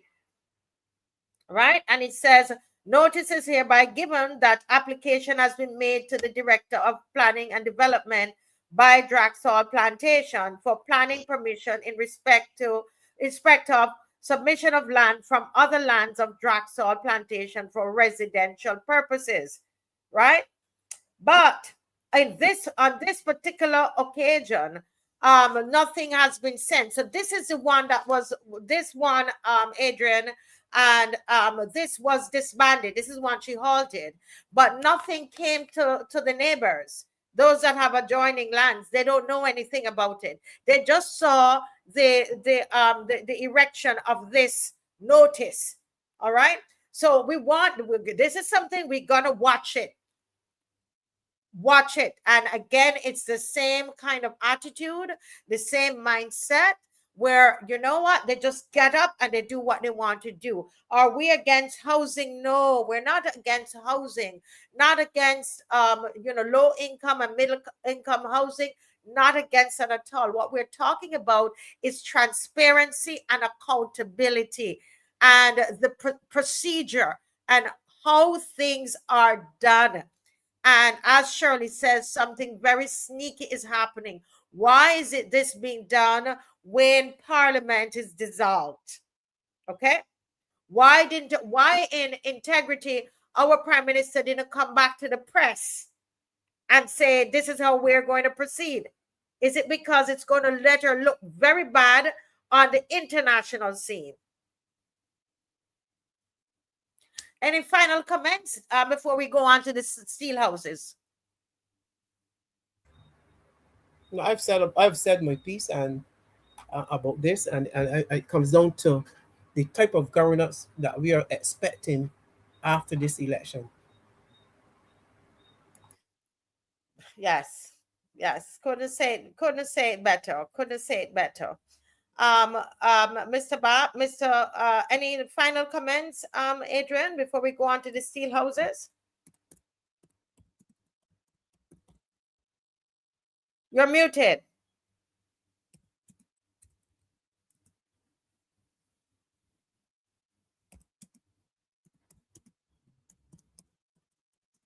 You're muted. Yeah, I got it. Yeah. Okay. Historically significant lands being developed before the country fully settles the reparation question. That's something that we want to know about. Who benefits financially from developing the land tied to slavery wealth? And as we see, the public has not been engaged because someone called you out to show you what was recently done. Why is it being treated as an ordinary real estate matter? To many Barbadians, it feels like history being converted into profit again without a clear national conversation. And this is the experience with this government, right? This is why I keep saying that we operating under Westminster is one of our biggest issues, because all it takes is a narcissist like Mia Motley to gain control of the leadership of the country, as she currently does, and this is what will happen.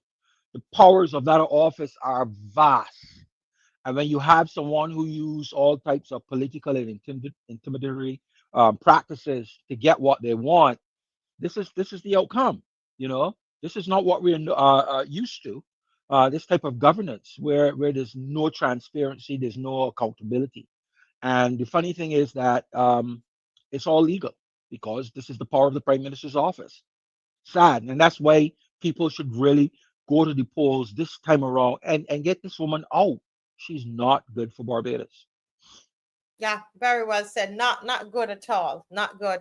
Well, we're going to show you another reason why there is no way. When you see what is going to happen, what we're going to show you right now, Barbados. I know a lot of you, the Drax Hall thing probably went over your head a little bit. But this issue here, when you see this, is a reminder, folks, of why this government needs to be out of office. All right. So let's watch this right now.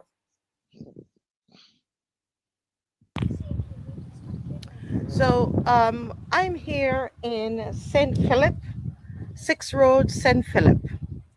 And we're looking at some interesting things here on the ground, guys. Anybody can tell me what this is? Right? The rain is coming down, and I just want to show you these things, okay? So here we are. We're looking inside of a container.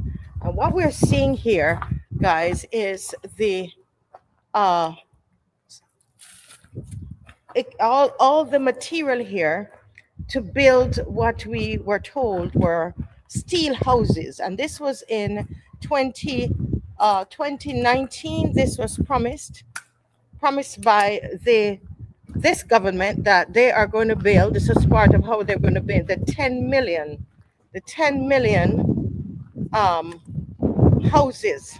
I mean, the 10,000 houses. My apologies. 10,000 houses.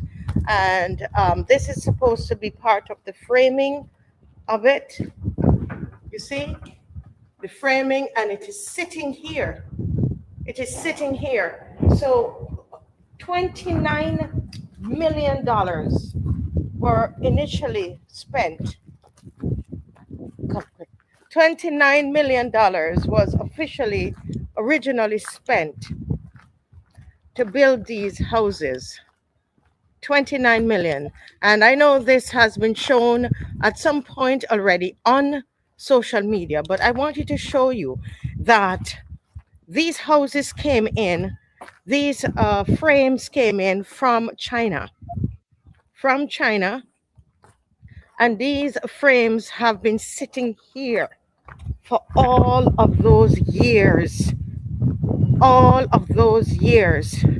Look, as far as your eyes can see, and you see the containers, they came in these containers from China. And this is where your $29.08 million, it's just sitting here, and it's growing all kinds of bush is growing on top of it. Okay? The Auditor General report found that there was a $23 million overrun. So they bought all of these frames from China for $29 million. And they are claiming that there was a $23 million overrun, but only 100 houses in 2024, a little over 100 houses have been built. See, you see that? Look, that's the frame there. You could see the frame for a house, right? And they are sitting here, right? The initial project was $29 million of taxpayers' money that was spent. And here you have the, hello. Yes, good morning, good afternoon. How you doing? Okay, enjoying the breeze? Yeah, it's a little chilly today. Here again, folks. Here, let me come off of it so you can take a look. These are all frames that are sitting here, right? And this is going on for years. They've been sitting here. This $29 million spent of Barbadian tax money. Look, we have it sitting here. There is a tree growing on the inside of it. That's how long this material have been sitting here. Okay, there's actually a tree growing in it, and they told us that they spent $29 million, but there is a $23 million overrun, cost ballooning by over $23 million, and we still have not seen more than 100 houses coming out of this project. We now have grass growing in it. You can see it, right? This is our money. This is the taxpayers' money of this government, this Barbados government. They came in 2018, and we gave them a chance. They said all kinds of different things. COVID, they didn't get to build the houses. And okay, we gave them a second chance. But look, we're here in 2026.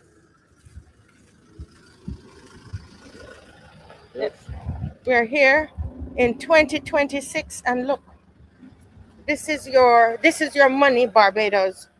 Do you think that in any other country, a government that has wasted so much money, should ever be allowed to get back in government? Think about it. Say, let's be rational. Forget about red and yellow. Any government. Look here. I want to give you a view from here. Okay, this is a whole street of it, and you see all those containers. Okay, that's there, and then all along that street, Okay, now let's look here again. We're continuing. This is taxpayers' money. Taxpayers' money. Look at this. Look at this. Sitting here from 2019. Yes, sitting here. We're supposed to get these steel houses. And the money was spent. The containers are here. They came in. Right? The projected cost per housing was the initial average was 150,600 to roughly 216,000. It increased. The unit costs to produce the houses increased. This is your money here, folks. This is your money. As I said, this was shown at some point couple years ago, but we're here again. This is your money. This is your money. All bush. All bush. This is it, guys. All bush. This is your money. And it's all bush here. There are bushes growing in your money. A waste of taxpayers' money. Complete waste of taxpayers' money. We're going to continue. It's a whole stretch, a whole street, right? Yes. A whole street. It's a whole street. Why, God? This is it, folks. This is what you voted for. This is what we voted for. Look, poor people are supposed to get housing. The tiger, that man Tiger could have gotten one of these houses. Look at this. That little man Tiger could have gotten one of these houses. Tiger, right? Or Mousy. There, he could have gotten one of these houses, you know. Look at this. Look at the condition.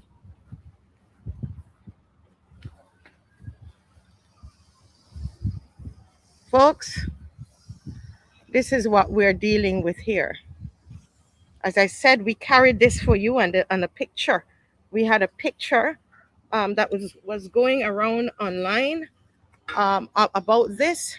We've never had a video, and we haven't had any reporting on this. We didn't do anything, and I didn't see anybody doing anything on it. So we wanted to show you part of why people are frustrated with this government. Look at this. Do you think that this is right? We're talking here $29.08 million spent. Do you think that this is right? Where are the houses? Why was there a cost overrun? Where a cost overrun to make 100 houses? We were supposed to get 10,000 houses. What has occurred? Somebody's got to tell us what's going on here. What's happening here? As far as your eye could see, I am telling you, bush and steel. Bush and steel. As far as your eyes could see, bush and steel.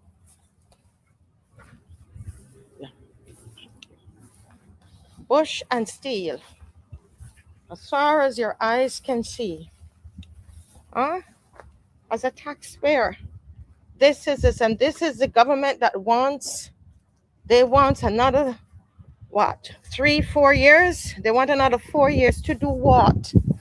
You've got to come and tell us about this money. We have to understand what has happened to this money. This is what we want you to come on the campaign trail and tell us about what has happened to this money. What has happened to this? This is what we want accountability for. You won't answer the questions from the Auditor General. So we, the citizens, are going to come and this is what we're going to do. And I advise everybody, use your camera, use your phone, use your phone. We have got to stand up for ourselves. This is it, a pile of garbage piled up.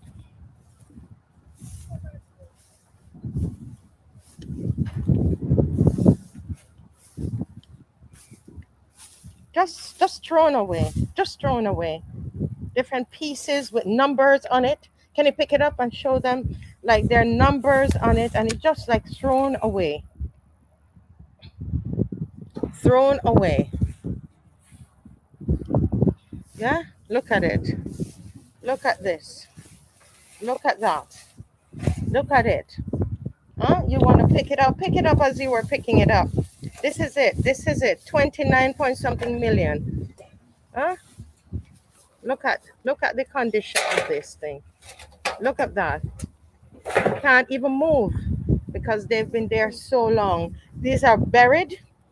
These are buried underneath. They're buried underneath. They've been here for so long. This is not, there's nothing that is going to come of this. This is gone. Gone. We showed you the hope houses, and now we're showing you this. This is gone, my people.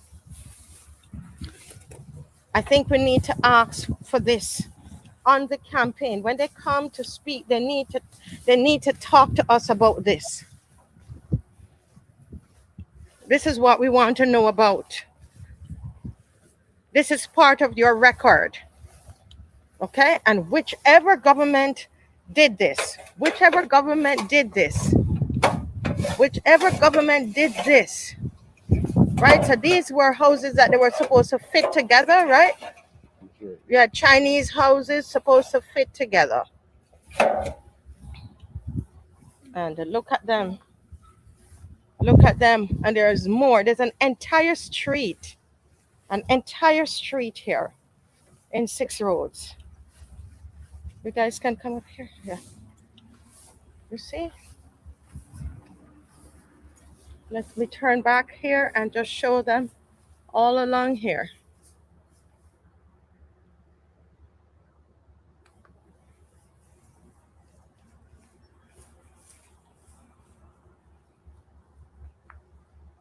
As I said, we've seen some pictures of this already online, but we are bringing to you the actual video of them.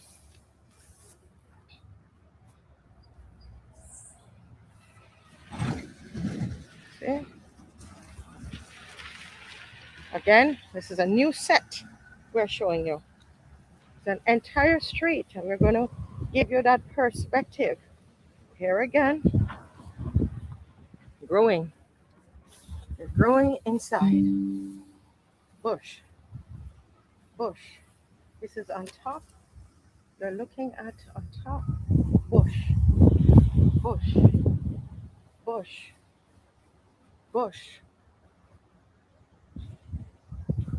Over $29 million. $29 million.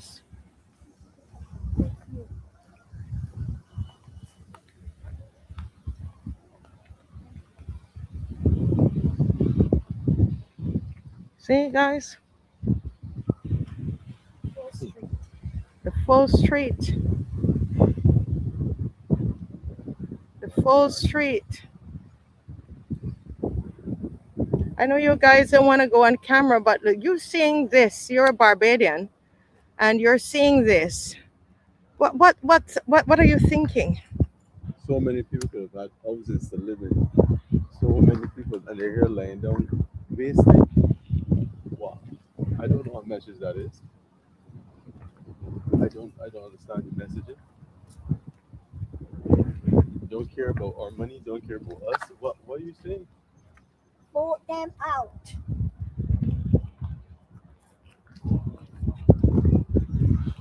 My God.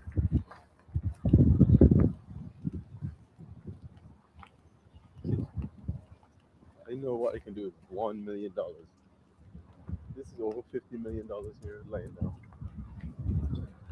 Cost overrun to 20. How many? Million? No. They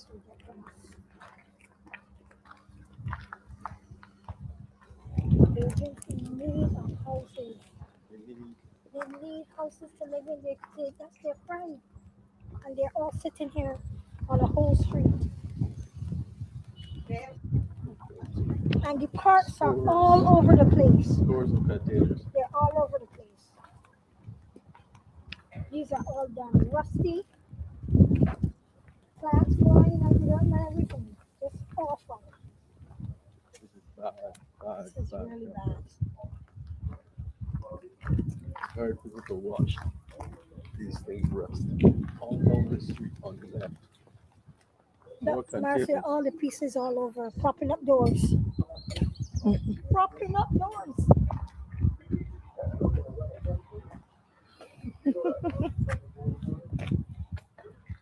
Hi. Yeah, these are the steel houses. No. We just came, we saw this, and we were fascinated by it because I know this came from China. Yeah, for the houses. Your housing comes over regularly. What was the crank? What is it?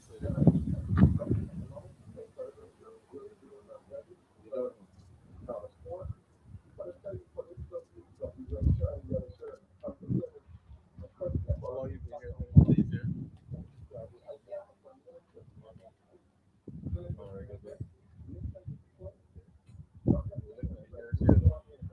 We're looking at years here. I don't know.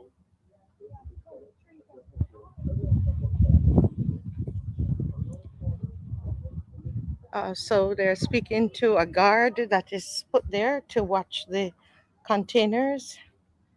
And so this is one street, and we're going on another street. No? This is a lot. We're going on another street. We're here, we've started another street. So we've turned on another street. And this again is what we're seeing. This is it. And I believe that Barbadians should ask for them to speak about this on the campaign trail as they come to us asking for another 4 or 5 years. I think that it is fair for Barbadians to ask them about this. Ask them about this.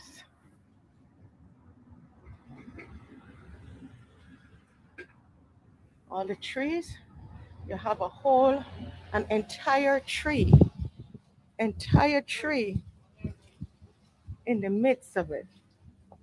Look, an entire tree growing up, folks. That's how long it's been there.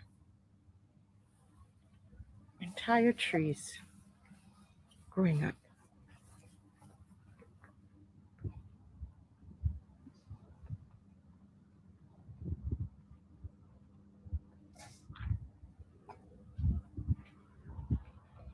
As I said, we're on another street. Yes. That's where it ends there. But on this side of the street, so on one side of the street, I just showed you that side of the street. I'm going to show you this other side. Now I want to show you the containers, okay? So all over there, inside of there, if you can see, let me go high, right, are containers. And then as you are walking along here, you are seeing containers. This is what came from China with the steel frames. And the sad thing about this is that there are so many Barbadians that need housing. So many pensioners, older people who are, see, I told you it's all over. This is a brand new section. So we're not showing you section over sections. This is a brand new area. They came and they seem to have cut down some of the trees here.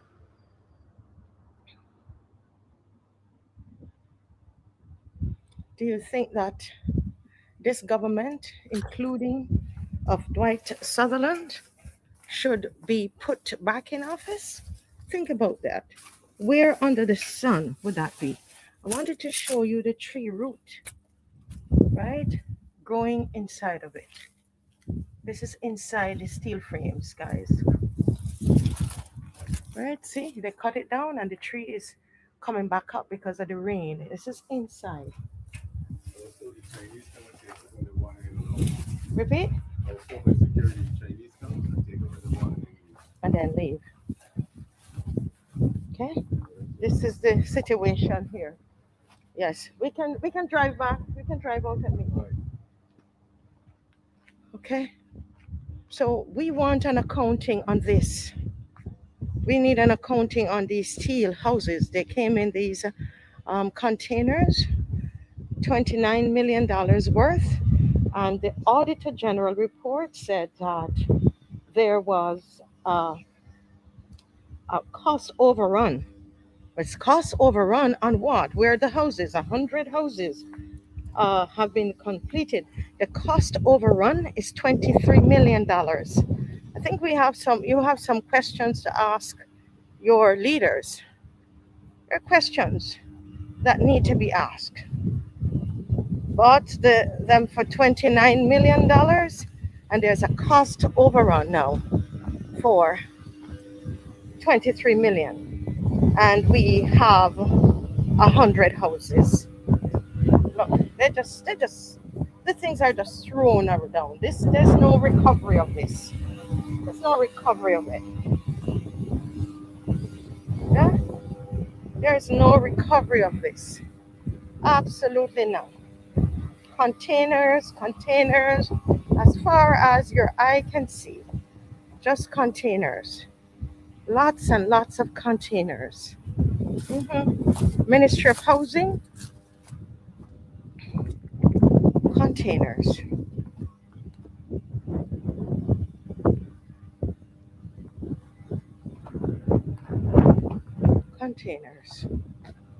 Containers, my God. Containers. As far as your eye can see, just containers. Look, some of the things are just sitting here. Look, they've just thrown them and made them into garbage. Just garbage. That's the money. We would like an accounting of this. Respectfully, please. On the campaign trail, tell us about this. This is what we want. Put it in your shiny, your glossy, shiny A to Z that you have accomplished, and tell us about this.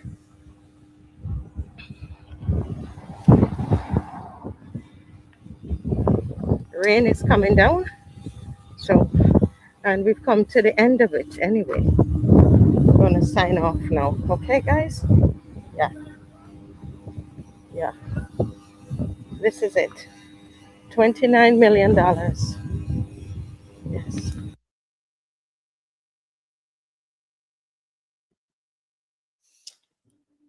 Well, folks, this is Mike on the Move. Those of you who might have joined, because I see new people have joined. What has occurred is someone called me and told me to come down to Six Roads to see this wastage that has happened. Can you share this live up for us, please? Can you please share it? And I just want to read something quickly before Adrian and Mr. Bob jump in.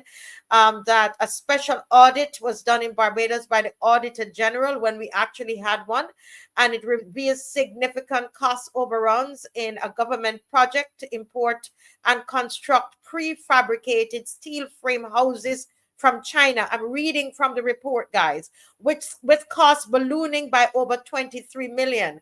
So they bought the initial investment was $29.08 million, and then they claimed that there was a cost overrun of 23 million. Okay, so which is why we have $53 million on there. Okay, you follow? all of that is wasted, and it is said that only 113 of the houses, the original right, only 113 of the houses were done. Okay. And yeah, but all of this material is sitting there.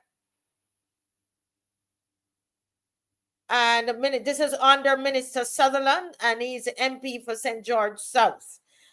They have had 3 housing ministers. Dogood.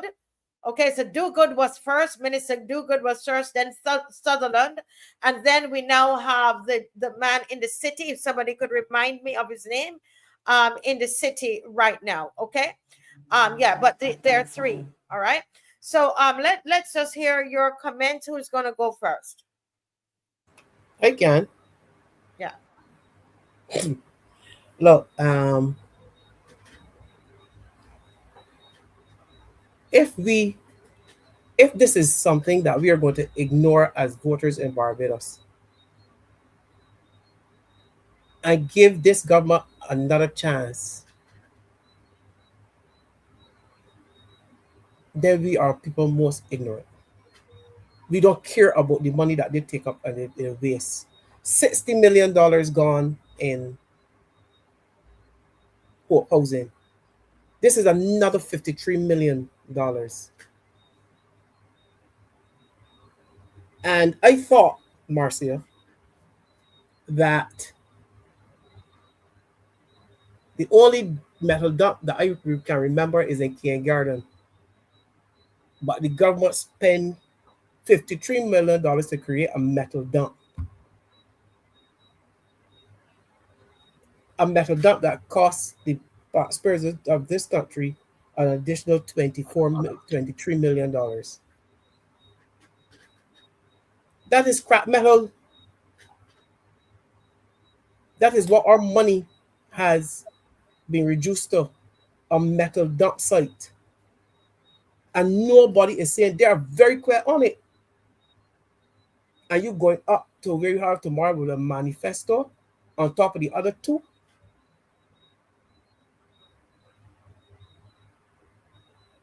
I'm saying that this needs to be plastered over every social media page, because this election is about their stewardship, and this election is about their stewardship and why we should allow them to take the reins of government again. And here's a reason why they shouldn't be allowed to waste our money anymore. Oh, you count the containers? I didn't actually. I saw a dump street next to a container dump suite. The dumps look really good. But Marcy, but all jokes aside, but this is painful. How can they do this to Barbadians and take up our money and will come on a campaign trail to mislead us and to take our focus on the issues about partying and having entertainers?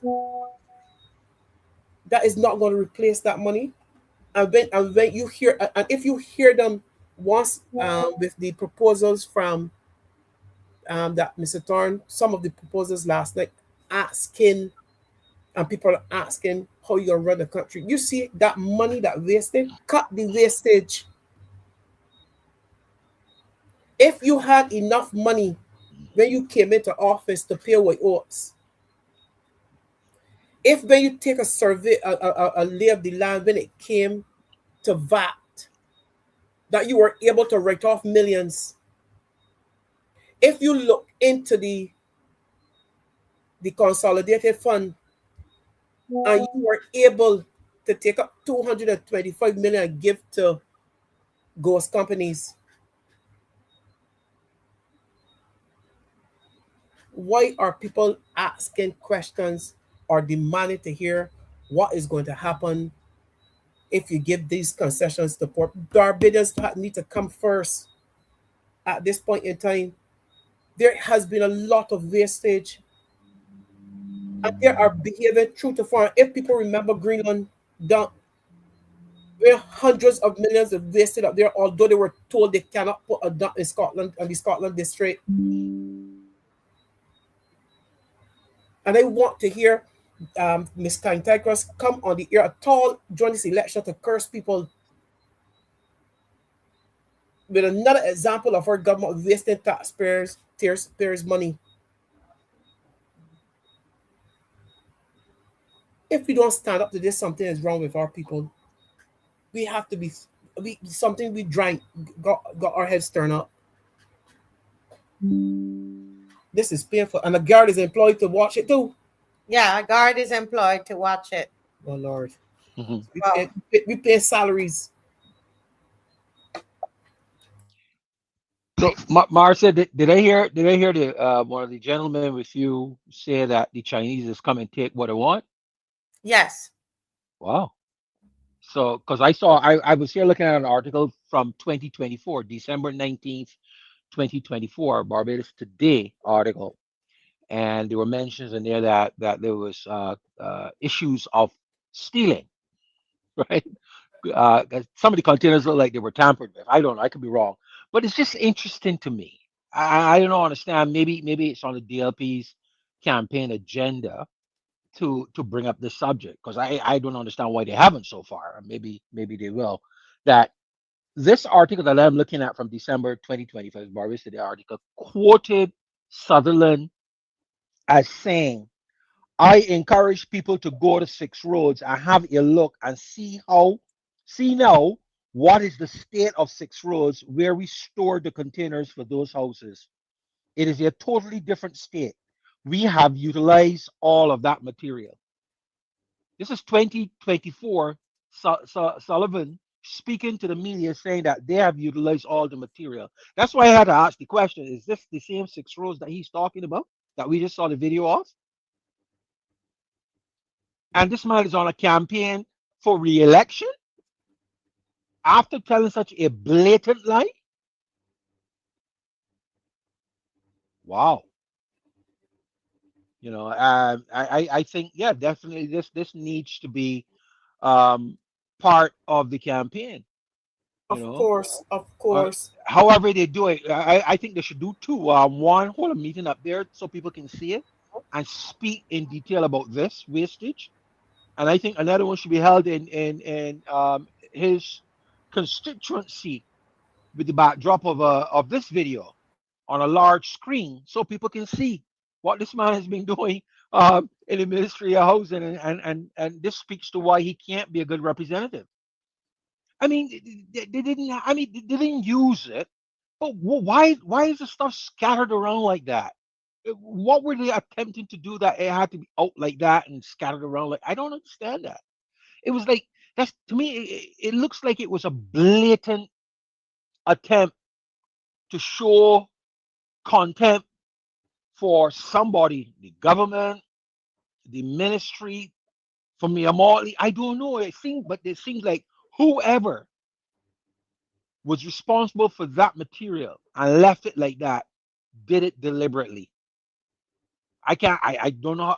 Somebody will have to explain to me why these things are sitting the way they are outside the containers and left in such a state. Granted, yes, you had problems with, claim that you had problems with delayed shipment. You had problems with labor. You had problems getting the Chinese technicians to get here in a timely manner, right? Let's say all those things are true, right? Let's say all those things are true. Why is the material out of the containers and scattered around like that? What is the argument there? I don't understand it. I don't understand it. But yes, clearly the Barbados Today has recorded this man as saying that they use all the materials at Six Roads. Today, January 30th, 2026, we just saw a video showing that that's not true. And I think that he should be held to account in his constituency, and publicly he should be tarred and feathered, as a matter of fact, for lying like that. And how dare he think that he could come back and be reelected after telling such a blatant public lie? I mean, something that was, I mean, if you're going to say that didn't he have the intelligence to say, look, let me send somebody up there to make sure that at least partially of what I'm saying is true? Like, he must have been, I don't know, he must have been drunk or something when he made that statement, because I can't believe that somebody would lie about something so blatantly. But listen, wait, and let's read it, guys. Folks, can you help us by sharing this up?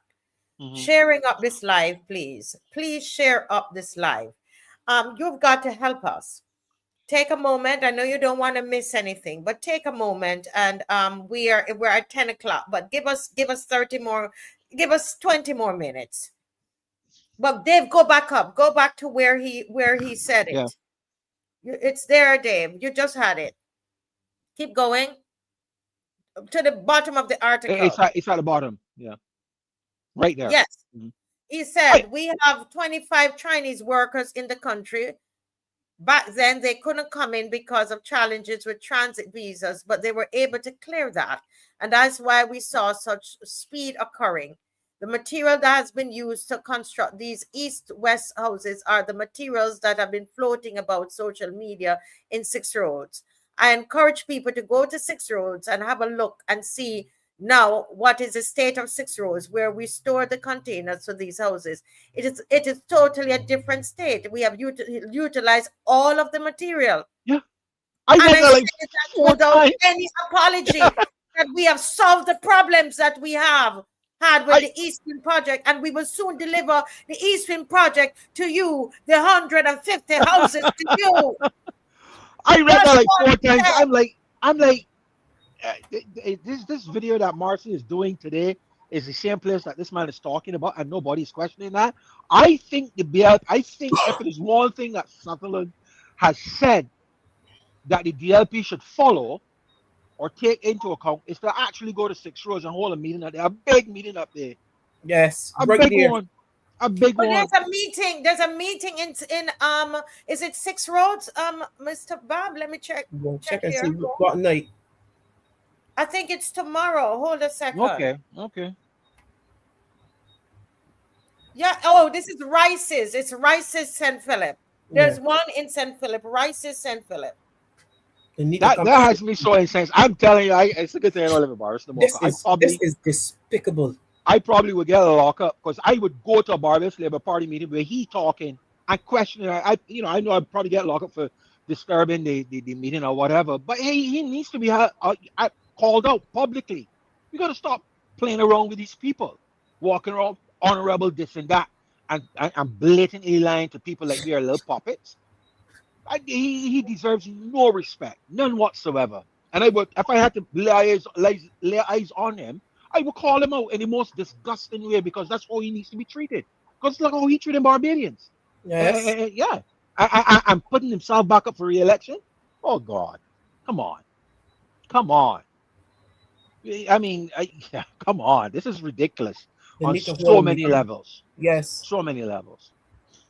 And I'm not sure if I made a mistake about what I'm seeing here, and I have to double check it, please. Is I saw that it said that it was 113 houses that were done, and but I'm seeing he's saying a different figure. This is Sutherland, so I'm gonna have to. You can't believe anything they say. You can't believe any of the videos they put up now. Yeah. Well, I wouldn't even go into the details. That last paragraph.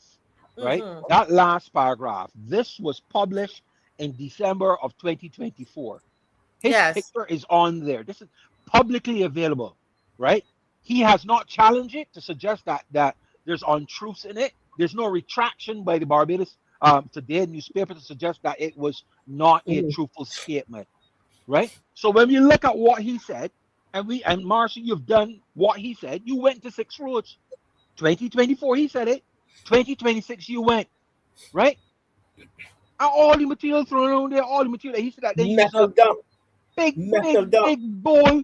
That's the kind of lie. Mr. Cherries, if you want something for metal dump. That's the kind of lie that a little child will tell. Yes. You know, it is probably right. It was probably so egregious a lie that Molly had no choice to tell you know what, look, you got my cabinet. But we need to do more than that. We They need to want this fire government from the wants parliament. yes, yes. That's what he needs. To get fired from the cabinet for it. We need to fire from the parliament. And actually, as a matter of fact, fire all of them because I don't. You see, this is why I couldn't join many clubs, institutions, anything in Barbados Correct. because I cannot sit next to somebody who is so blatantly dishonest and talking about I gotta hold my tongue for the loyal, for the unity of the party and whatever You know, and the anything, yes. You continuity of the don't want government, to and you fulfill. lie like that. No, you need to be called out. So that's why I could never.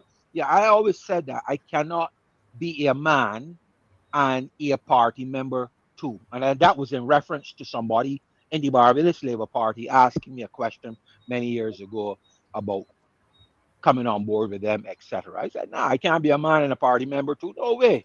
Because the kind of loyalty that this party wants, I can't give to them.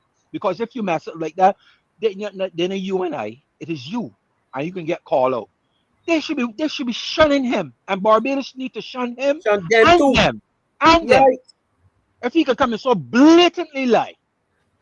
I mean, this is so ridiculous. Did he really think he could get away with this?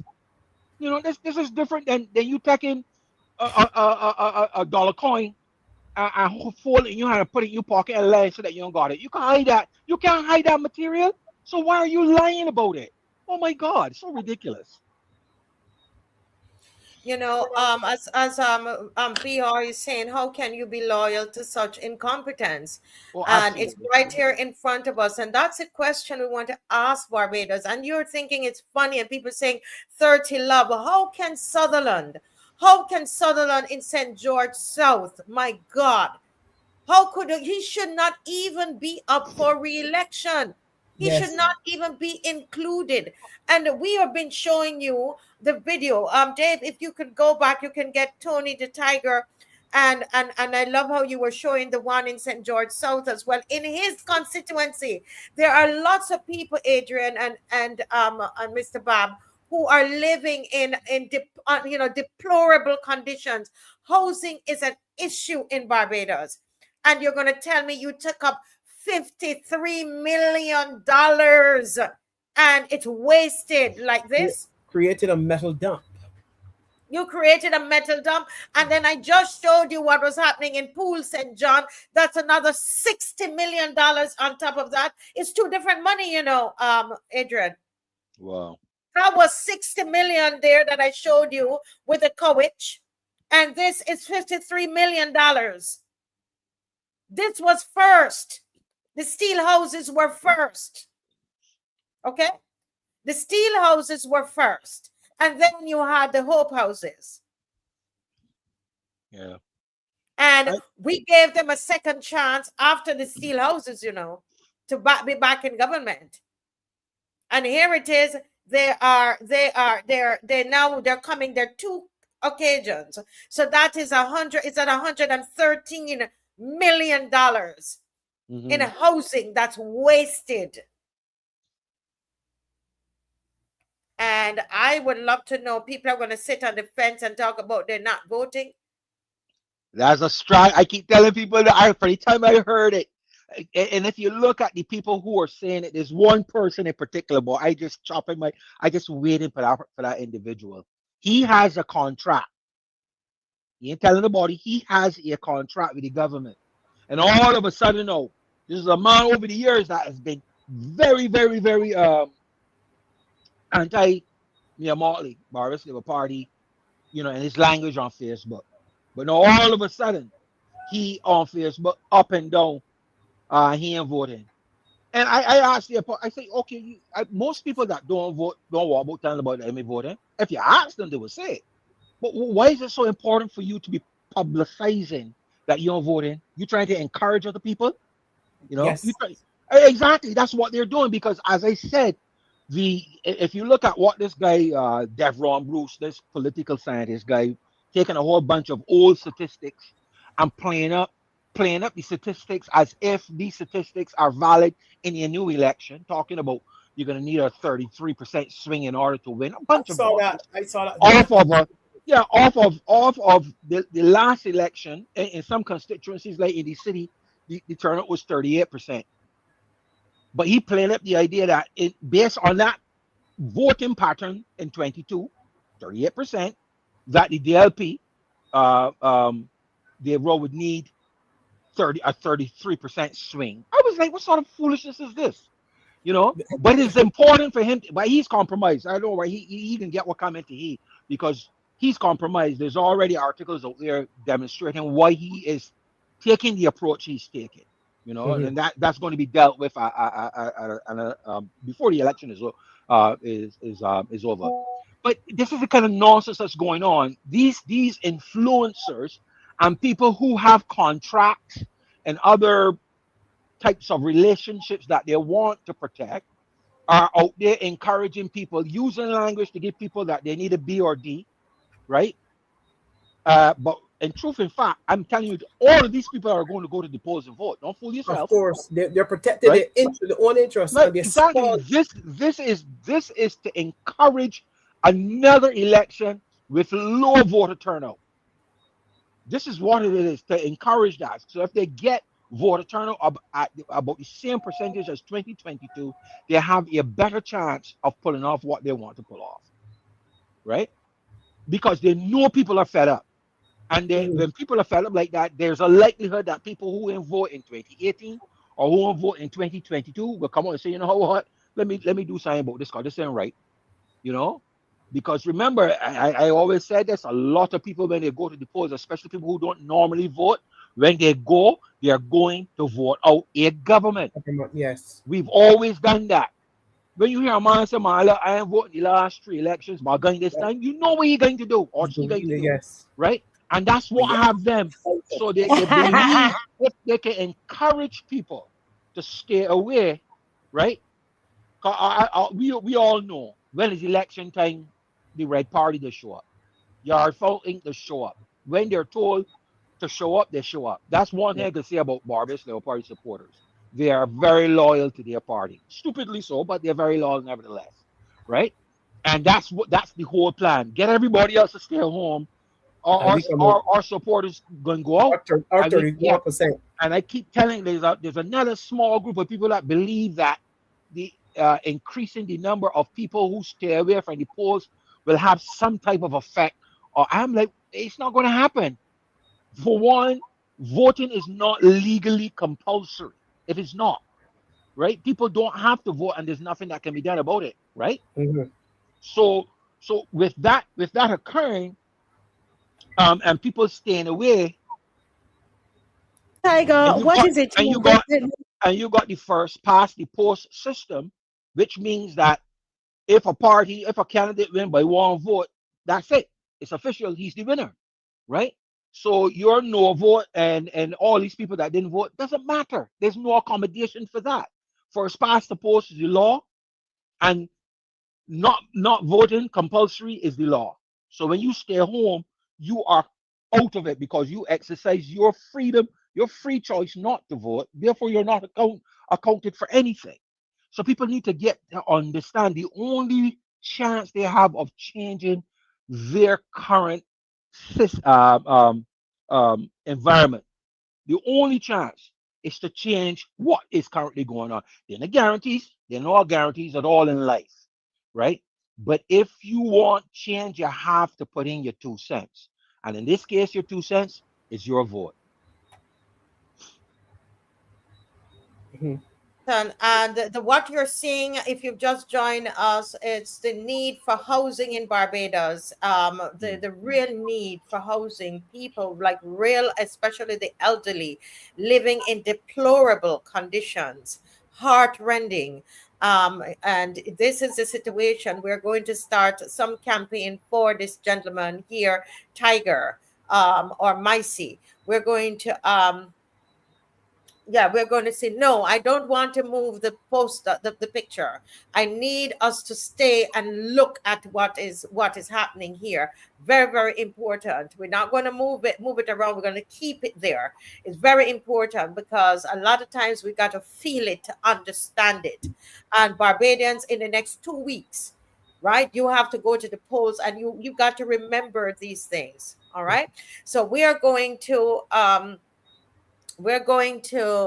we're going to move on to something very, very important, and there is a picture that we want to show. Dave, if you look in, you will see a picture of a truck. It's a leaf and a truck that says Pendry Construction. Pendry Construction, and you can look that up, Mr. Bob and also Mr. Hines. Very important. This has to do with a question we want to ask the EBC. We want to ask the EBC, who are these people that are bussed in to the Electoral and Boundaries Commission 3 days in a row? Pendry Construction. Dave, you seen the picture? Okay, let me just resend it to you.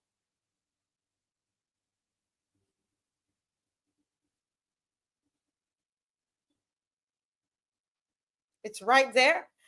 Don't go, guys. This is an important thing. And these are, we have two things that, whistleblowers, people have sent to us. And they're concerned about their country, and they send us these things, okay? Yeah. So just send it for me. Put it up for me, Dave, please. Pendry Construction. In the meantime, those of you who can just research Pendry Construction. All right. Pendry? Pendry. Or DRY, not. Okay. Any relation to Pendry and that construction hotel in Sixpence? Yep. Pendry Construction. Everybody pay attention to the screen right now, right? If Dave could keep it on the screen. This picture was sent to me by, I won't say where the person was who got this picture. It is being alleged that this bus filled with workers who are not Barbadians. They are Colombians. Colombians. It is being alleged. I know you want to sleep, but don't go to sleep. Right? Colombians were transported to the EBC 3 days in a row.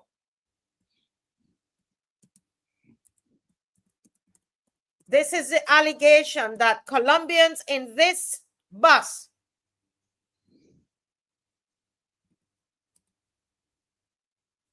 Colombians were transported in this bus to the EBC. And I'm getting this from people who would have seen it. It's not somebody who they're in St. Philip and they're saying it. I can't tell you where the person is because I can't give away my sources. And they saw this bus with workers from Pendry Construction. This is a luxury hotel. Welcome to Pendry Residences, Barbados. And the source is saying that the bus turned up there right at the EBC 3 days in a row. Who are these people? What would they be doing at the EBC? What do you do? Anybody knows? What do you do at the EBC? The Electoral and Boundaries Commission. What happens there? What's the purpose? If somebody goes there, what are they going for? And they were there the 3 days leading up to the deadline. What? The 3 days leading up to the deadline that we had to verify. 3 days leading up to the deadline. Listen carefully.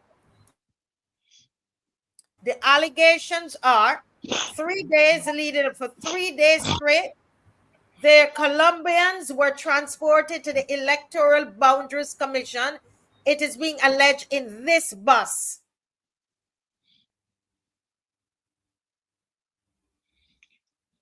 First, first it said they were Spanish looking, like Hispanic people.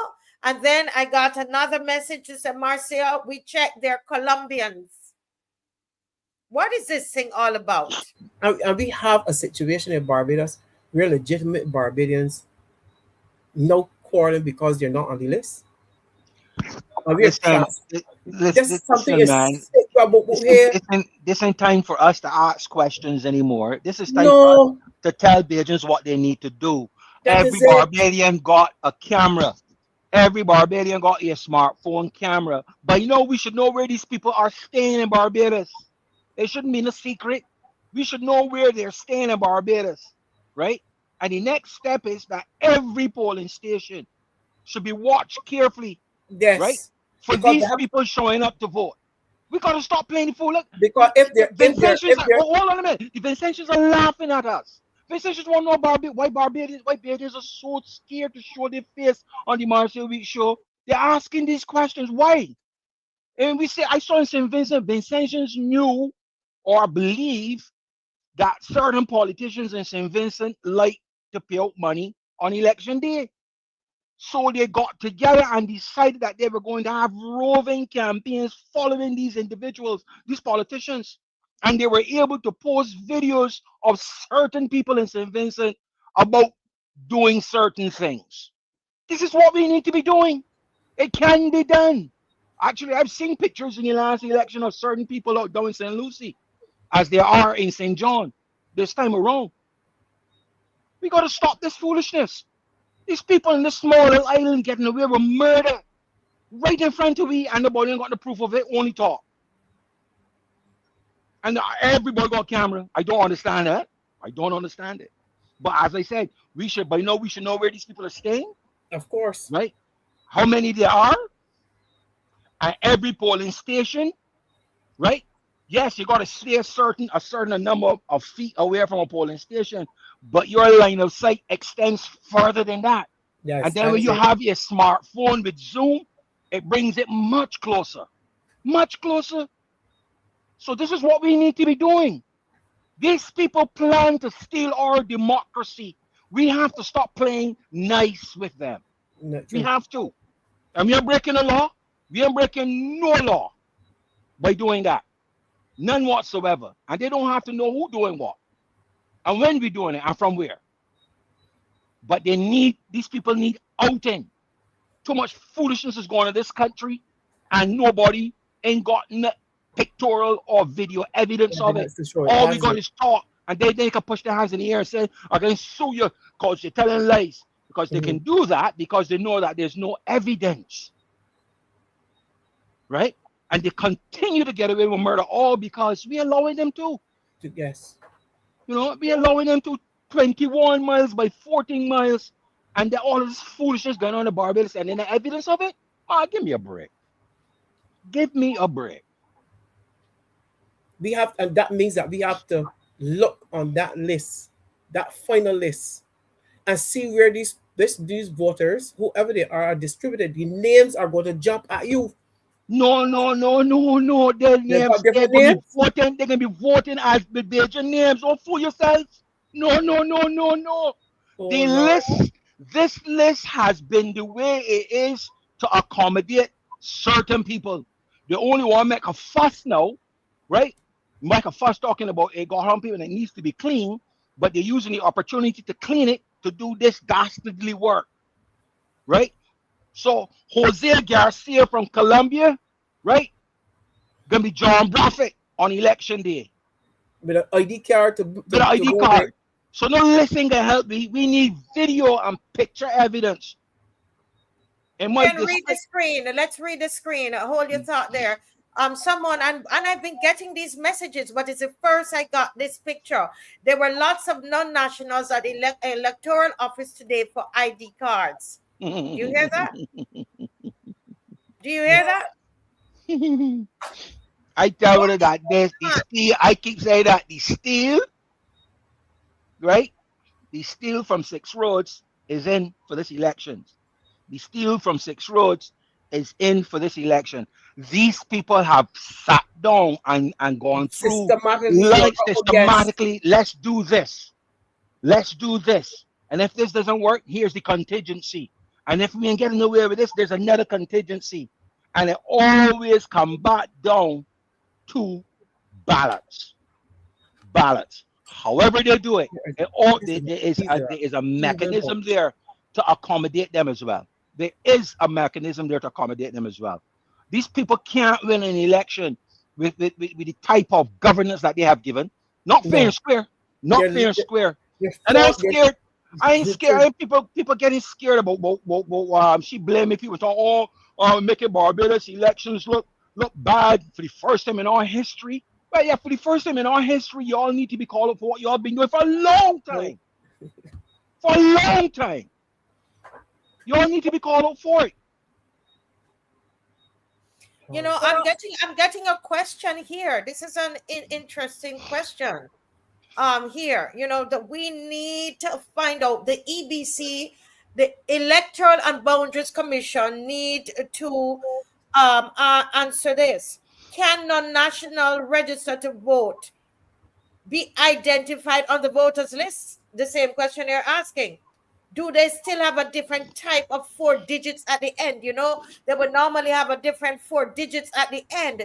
Is that still the same? And because of what we're understanding is that there's no longer a difference. This is serious, folks. You gotta get rid of this government. I keep telling you, red parties throughout every one of the countries, every one of the CARICOM countries that are red wearing Labour Party is in power, is in turmoil. Every one of them. Antigua, you got a clung up there that look like a black Hitler with that mustache that he got, right? Doing a lot of foolishness, all about him, right? St. Lucia's a little different. Jean-Pierre seems to be a nice gentleman, but I don't know. And then we got Dominica, the worst of the lot. Worst of the lot. You know? All of these parties, they're not doing anything to progress the enfranchisement of their people. They're looking at a building here, some overstated debt for swap plan, whatever it is, you know, highfalutin nonsense, constantly stating macroeconomic statistics as evidence of things that people don't see around them, right? We got to do like the Vinci. Vinci says, you know, enough of that talk. That's all Ralph used to do. Get up on the radio and talk for hours. And people just got tired of it. I was like, what's the point? Tired of her too. A lot of us are tired of her. She's more of a talking than he. She's more of a talking than he. You know, for a long time, all she does is talk. That's all she's got. She's got nothing else. Right? Your life is not going to change with this woman. I said that. I said that in 2018. Motley in charge of Barbados is not going to benefit Barbadians. I keep saying it can benefit a few. It can benefit a few, but the vast majority of Barbadians will be left to their own devices. Or their own demise. Yeah, exactly. That's more appropriate. Yeah, more demise. Yeah, their own demise. Yeah. And I see a picture here, and I know she knows something is up, because Dave, if you put up the newspaper, the Nation newspaper, and I say to Barbadians, do not be sorry for her. Do not be sorry for Mayor Motley and this administration, and go and vote. They are begging right now. I heard that her father was on a brass tacks. When they are desperate, she gone for daddy. They gone for daddy because she is desperate. Dave, if you can put that up, and guys, listen to me, folks. I know it's she is now desperate. Barbados, please look at her, and the Nation put it on the front page. Dave, it's not there. It's gone. What did they put on there that Elliot was on brass tacks? I heard that he was on brass tacks. Yeah, he was. He was. I don't know what he talked about because I didn't listen. And we got it. I actually told David Ellis. This is what she says. Stick with us. This is a different heading here. Stick with us. Martley says, give us a chance to continue progress made where that's the progress that we saw with the steel and new steel. Huh? But she actually said that though? Yes. I would like to hear that because I don't believe that woman have an ounce of humility in her that will cause her to seemingly appear as if she's begging. I would have to hear that, but whatever. Again, that's part of the red boys approach. There's a Yes, video because of Gonzalez Gonzalo when doing the it same became. thing. Yeah. Oh my God. I thought he was going to cry. He was so bad. The help us to help you, please. I'm begging you. That's what he said. Lift me up, lift me Lift up, me so up. lift me So we up. So can this lift is you up. and she said, stick with us, stick with us, give us a chance. We get a chance. They check the video where she before a computer screen, as if she produced the manifesto tomorrow night. Or tomorrow they're gonna have it and give us. Yes, I see the video where she getting on as if after 2 manifestos, empty promises, that a third will make a difference. She could bring the third, and she talking about the progress inside here and that kind of thing. Let me stick to the stomach. It's so silly. Oh my God. And we got people that will believe her. Yeah. Well, listen. I just do this all. I just get cussed all the time, but I don't care. Listen. When I hear somebody praising her, right? I just literally ask them, tell me something that she said, and what you drew from it, and if there's any evidence of it, and they just turn around and cuss me all the time, But that's all this woman does is talk, and produce nothing, produce absolutely nothing, waste of time. Wow. Look at the screen. Was told there were a number of Nigerians at the EC office this week also. Listen. But you see, again, we shouldn't be. I want to see video and pictures. We got to stop talking and show evidence that they were there. And show evidence that they were there, because that evidence can get to certain places. But the talk, just talk. Nobody interested in hearing the talk no more. People that can help and do things ain't want to hear the talk. People want evidence. You understand what I'm saying? People want evidence. Yeah. Well, folks, this has been one eye-opening show tonight, and we are going to continue this on Sunday night. Believe it or not, we're going to get more information on Drax Hall. We're going to get some more information about the EBC and Pendry and all of these non-nationals. Why can't they tell us how many non-nationals are registered to vote? We should be able to get that. We are supposed to be punching above our weight. We're supposed to be digitalized and all of these kinds of things. Tell us. We want to know. Why is it true that you have non-nationals lining up to go to vote, and they're bringing them in buses, and they're Bajans, senior citizens who've been voting all their lives, whose names are They ain't gonna tell you that. That's why people need to post videos and pictures. Send them. Find a way to get them. Whoever. Expose them. If you feel more comfortable sending to naked departure, do that. But we need video and picture evidence to back up all this. I hear this, and somebody tell me this. That ain't working no more. As I said, that's what you got to do. You got to back it up with video. The Vinces did that so well. Oh my God, it was a pleasure to watch how these people planned. In St. Vincent, they planned for what they thought was going to happen. Ralphie and the ULP were going to do. And when he showed up, they were there to meet him with video, live stream.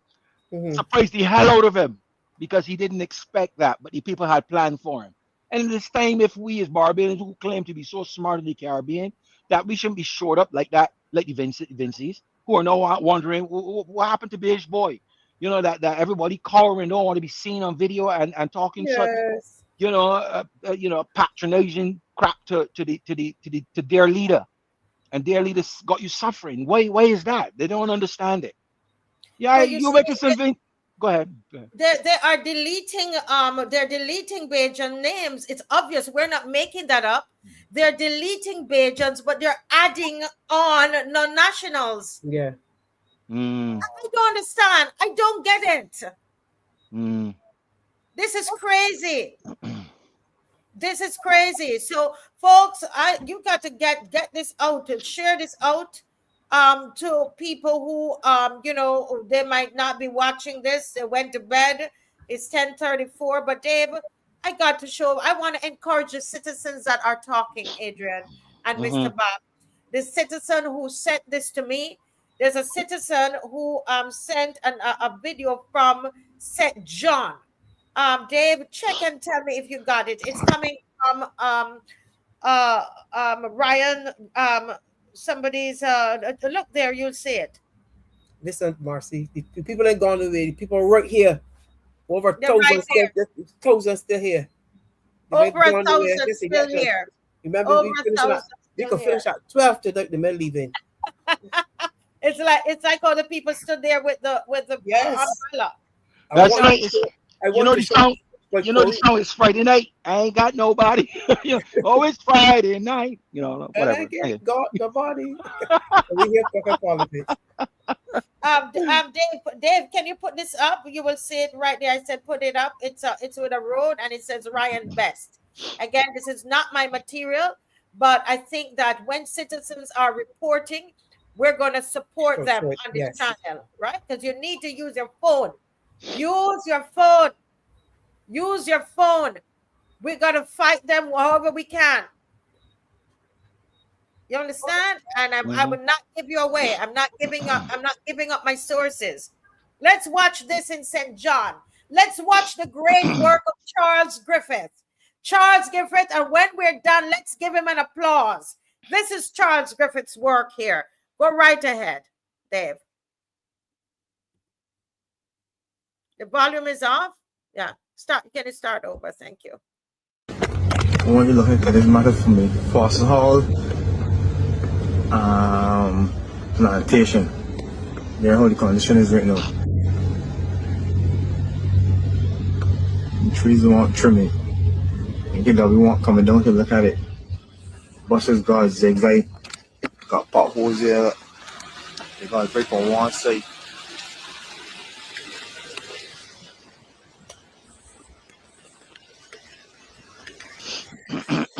Cover the whole road.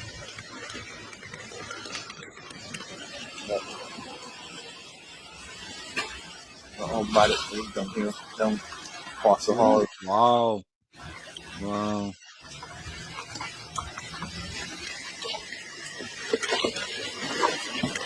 You need to pick a touring countryside.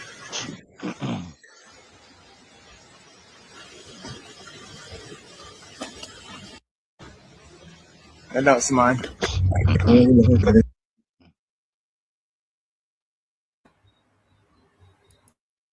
Malo, Charles read and ready to leave office. You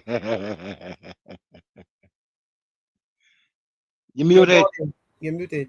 That's another one. That's a seat. We are removing them, Adrian, from behind Motley. Yep. Okay. We are moving them. Sutherland, there is no reason Sutherland should get back in St. George South. Okay. There is no reason that Charles Griffith should get back in St. John. This is another one here. The citizens are talking. Another one said this to me. Go ahead. Look at this road in St. Joseph. Coming down the bowling alley, look. All of these craters, all the big rocks come up the road and roll all down here. Me cares. What about this road that was like this for years? Look at this road I have to traverse every day. Just look at it, eh? Look at it. Got my car creak saying I bust a tire off the end of the road. 4 new tires I bought for my car and 1 bus. I had to end up buying another new tire. Look at this road. Just look at it. In St. Joseph, coming down the bowling alley. Look at this road. Look, I just passed Buckden. When you pass Buckden and coming down on this road, where you battle on the main road now by St. Joseph Parish Church. This road was like this for years. Mia, are you going to fix this road for us? Huh? We the people in St. Joseph are asking you. We've suffered for too long. Huh? There you are on all these poles. Your posters are up. Check this wall. Laden with posters for the BLP. Laden. We're posters. And this is what we have to contend with every day. Oh God. Oh God. I hope people take that vexation and that angst into the poll Polls, and, yes. and ring an X against these people. Vote them out. I mean, it is silly enough that you. This is what I don't get what people, you go into a voting booth and vote for Mayor Motley by proxy by putting your X next to Charles Griffith, and then get upset when Charles Griffith don't show up. Or Motley ain't gonna show up. Motley ain't gonna show up. I just don't understand the ignorance of that. How you gonna vote? You wouldn't really vote for he. You put your X next to his name to get Motley, and Motley don't do nothing for nobody. Motley, you use her prime ministership to benefit her flying all over the world. To which she ain't really getting nothing. What she was looking for, she ain't get. So that flop as well. The woman is a failure. From law school all through, she's a failure. Right? And people keep voting for this one because she talked pretty. What nonsense! What's in it for me is the question you should be asking. Not only at election time, like that guy up in St. Joseph that said that you're buying at it. Marcia, when you went up, he said, you're buying at it. Right? And that's the right attitude. But not only at election time, not only during the silly season, you should be asking your representative, what are you doing for me, my family, my community, my constituency? Right? But you call it the silly season. But I want to change it. Yeah. This is a serious season where people behave silly. This is a serious season. And we have some silly behavior. I go to school in St. Thomas, kindergarten. Let me tell you what happened the other day. Right across from the school, we have some bushes growing up. Tall, the children can lost in between. If you go through there, you can't see the children coming through to get school. You know how it get clear? They came and put down a billboard. In order for it to be seen. And Gregory on the other side, and so that they can see straight across into the billboard, they finally clear the lot of land that was overgrown with bush. Nothing about clear that bush, but the children pass, take a shortcut instead of coming around the road to avoid the traffic, was even thought about. Yeah. But it took a billboard with Gregory and Mayor Motley on it for the get clear the bush. They could get clear view. So you know what happened to? They trying to skip over the potholes to get on the road. I don't know how they have the gall to walk up or in that same neighborhood there and go to houses skipping over, choosing which ones to step in to bring people to vote out to the polls to go and vote for them. They can come out my house if my cat running like that there. You can walk. I will ask if you walk up through that road to come out to my house and ask to vote for the Barbadians Labour Party. Wow. You have got to be crazy. So Alvin, you see, so you're saying, right, that the bush get cleared to see the billboard. No, the bush get cleared because it benefit Motley and Nichols. Gregory, yes. Right? So they did something. They did something for the people, clearing the bush, because it benefit them.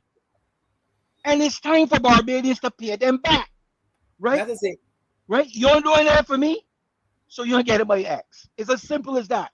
Because whatever you do, it benefiting you, ain't benefiting me, right? So you ain't getting my X, and I got paid back. And I saw a comment too. I saw a comment, and I want to say to the people in St. Thomas, especially, that over the years, 55 years of Barbados Labour Party representation cannot be over. It has to be a protest vote. I don't care if you bring the baby, the major right now. 55 years of the same party, and the constituency is now like a dilapidated, just at the house. St. Thomas. Yeah. And you bring another candidate for the same party and still taking fresh guard. That's what made me laugh. I like the people understand what fresh guard. Do people understand what fresh guard means? Vote for the St. Thomas people has to be a vote of protest against what has happened. And tell you come, they get you to get the lists, but they get them to you. Yeah, but Wesley, who's a popular, a regular on brass stacks that live in St. Thomas, said something that I've always been saying, and it's been well known by anybody who follow politics in St. Thomas. You go bring a dog and put it in a red BLP shirt, people can vote for it. It's true. It's true. They But just do it. that can't be that cannot in this 2076. Watch and see. Watch and see. I heard so many people in St. Thomas complain about water outage, right? Watch and see who can win it. I don't know. Again, these people are like that lady that called into brass. That's when Dennis Johnson was living, complaining about water, complaining about postal delivery, complaining about bus service. And Dennis Johnson asked you one thing: have you spoken to your representative? And I woman nearly cast Dennis Johnson on ear. Nearly cast man, you know. And that's the attitude that you see throughout St. Thomas, right? Where these people are mindlessly, you know, attached to voting Barbados Labour Party, you know, and I've over the years I've tried to engage people as to why they do that and what type of thinking they apply to do that, and they just dismiss me. Yes, Out of hand, don't want to discuss it. This is what they're doing. They're going to continue to do it. And another situation we have in St. Peter too. They complain.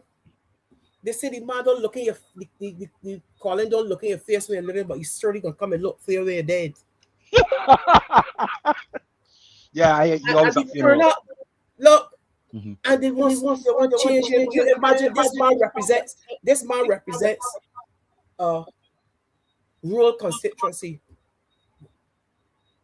Workers at the lower end, most of his probably workers are at minimum wage. And he said some stupidness about employees having an unfair advantage. And he represented a working class constituency. Listen, for tell me, I play that. I will go to the polls. I want to see name. Listen, folks, we this is we're at 10:46, and I could tell you all oh folks, guys, we've got to you're going to help us. We are going to can you edit? Is there anybody who can edit? Edit what? Do you know to edit videos or to cut out? I do it all the time. Oh yeah. Yeah, well, Adrian, if we can get some help in cutting out some of these segments, like the whole thing on the steel houses, just cut it out for us. We don't have the people. Some people have. I had somebody, but because I know why they stop. Election time coming, they stop. Oh, really? So I need that, Adrian. If you can, and if you send it to me, then I have somebody who can put it up on the you know. But we just need help to cut out different segments. We need that. Yep, I'll do it. Yeah, but Mark, now you mentioned that you should be cognizant of that, right? People who were even on this show all along, all of a sudden you don't see them anymore. But I do see them because I've always second guessed their appearance on this show, right? I've always second guessed it, and they show up in their true colors around election because Motley requires that type of loyalty. You can't hide when it's election time. All hands on deck, and that's when they truly show up. They come here, you know, with a lot of fluff and giving the impression that they are either independent or they don't like the Motley approach to governance. But the reality is, dollars matter to them more than protecting democracy or looking out for their fellow Barbadian, right? Yes. At some point, I can call out the names, and they ain't gonna like it, but I ain't gonna care neither because I got the facts. I got the facts and I got the videos. I tell people, I watch people. I don't trust people. I watch you, right? And then because when I talk and you want to defend, I can show the world the videos, the evidence. So as I keep telling people, pictures and videos do not lie. People do. People do. Well, there's a national meeting, a national DLP meeting tomorrow night. Mm-hmm. You were inspired by the last meeting. There's a national DLP meeting Saturday, January 31st, 7 p.m. at Rice's St. Philip. Rice's St. Philip, Saturday, January 31st, 2026, 7 p.m. Rice's St. Philip. there's a national DLP meeting up there. And I think Rice is that where Mr. It's in Delaware? I think so, yes. Yeah, I'm not sure. Oh Yes. yes. Oh yes. Oh yes. So that is that is St. Philip South. Okay, thank you, Dave. All right, folks, this is where we're going to close off tonight, and we see you again. We will see you again, God willing, on Sunday. All right. If I have to come on with a live, I might jump on in a live tomorrow if something comes up.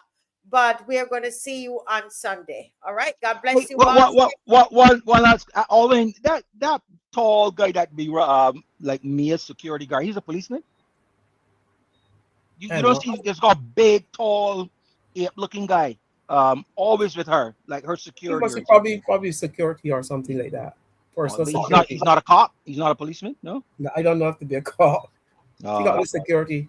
He got the extra security. The police be around, but they got extra security. Yeah. I've never seen that before. I've never seen a prime minister bars with a goon-looking person everywhere they go, but she does. So he looks like a goon to me. I just I thought I would ask somebody. All right. Anyway, have a good night, folks. Have a good night, everybody. Thank you, Marcia, for having me. Yes, yes. Thank you guys for joining. Very spirited. Good night, everybody who stayed till the end. Yes. Oh my God! This is like those with the rain, with the umbrella in the rain at the DLP meeting. Bless you all, guys. Bye bye. Marcia, send me. I'll talk to you offline. Yes, thank you, Dave. Time again. Hands in the air, Barbados. Tell them no more tricks. Now boys are the body. Watch that now. People ranting online every day. Hospital full of people sleeping anywhere.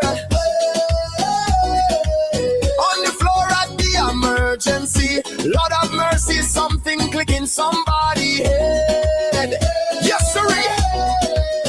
She said, wait now. I know this plan. Reaching at the back from long time span. Shake it up, dust it clean. The same old trick from 22 didn't sound right, but it worked just fine. Fearing the people at the right time, so she ring the bell, call election quick. This one here, yeah, this could be the fix. Build up when pressure rise and questions it. They distract the crowd with a scare tactic. Watch the timing, connect the dots every election. Same old plot from the bag of tricks. She pull out the one for when people sick. Block the road, create delay. Keep the voters far away from the bag of tricks. Say stay home, don't take no risk. Fear plus sickness, perfect mix. Same old story, the bag of tricks. The bag of tricks. Hey, the bag of tricks. Oh, 2026. Watch out now. Oh, is the COVID playbook on rewind? Election drop in a crisis time.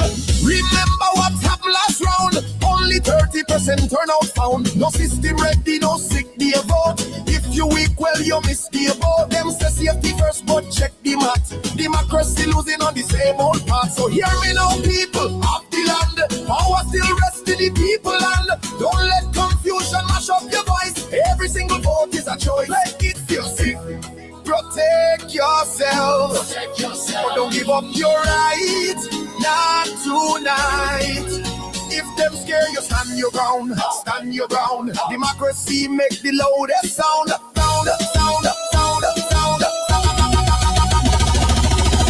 From the bag of tricks, pull it out. When people sick, create obstruction, spread the fear. Let's vote as showing up this year. From the bag of tricks, same old play in 26. Tell people don't come mix, but we see through the bag of tricks. Bag of tricks. Bag of tricks. QEX all stabilized, but the people watching with open eyes.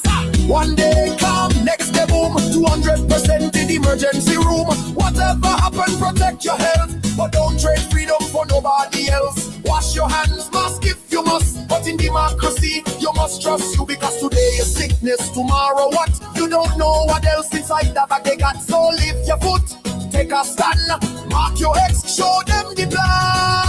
From the bad of tricks, we now fall for it again. No. From the bad of tricks, we coming out red open. Oh. From the bad of tricks, open your eyes.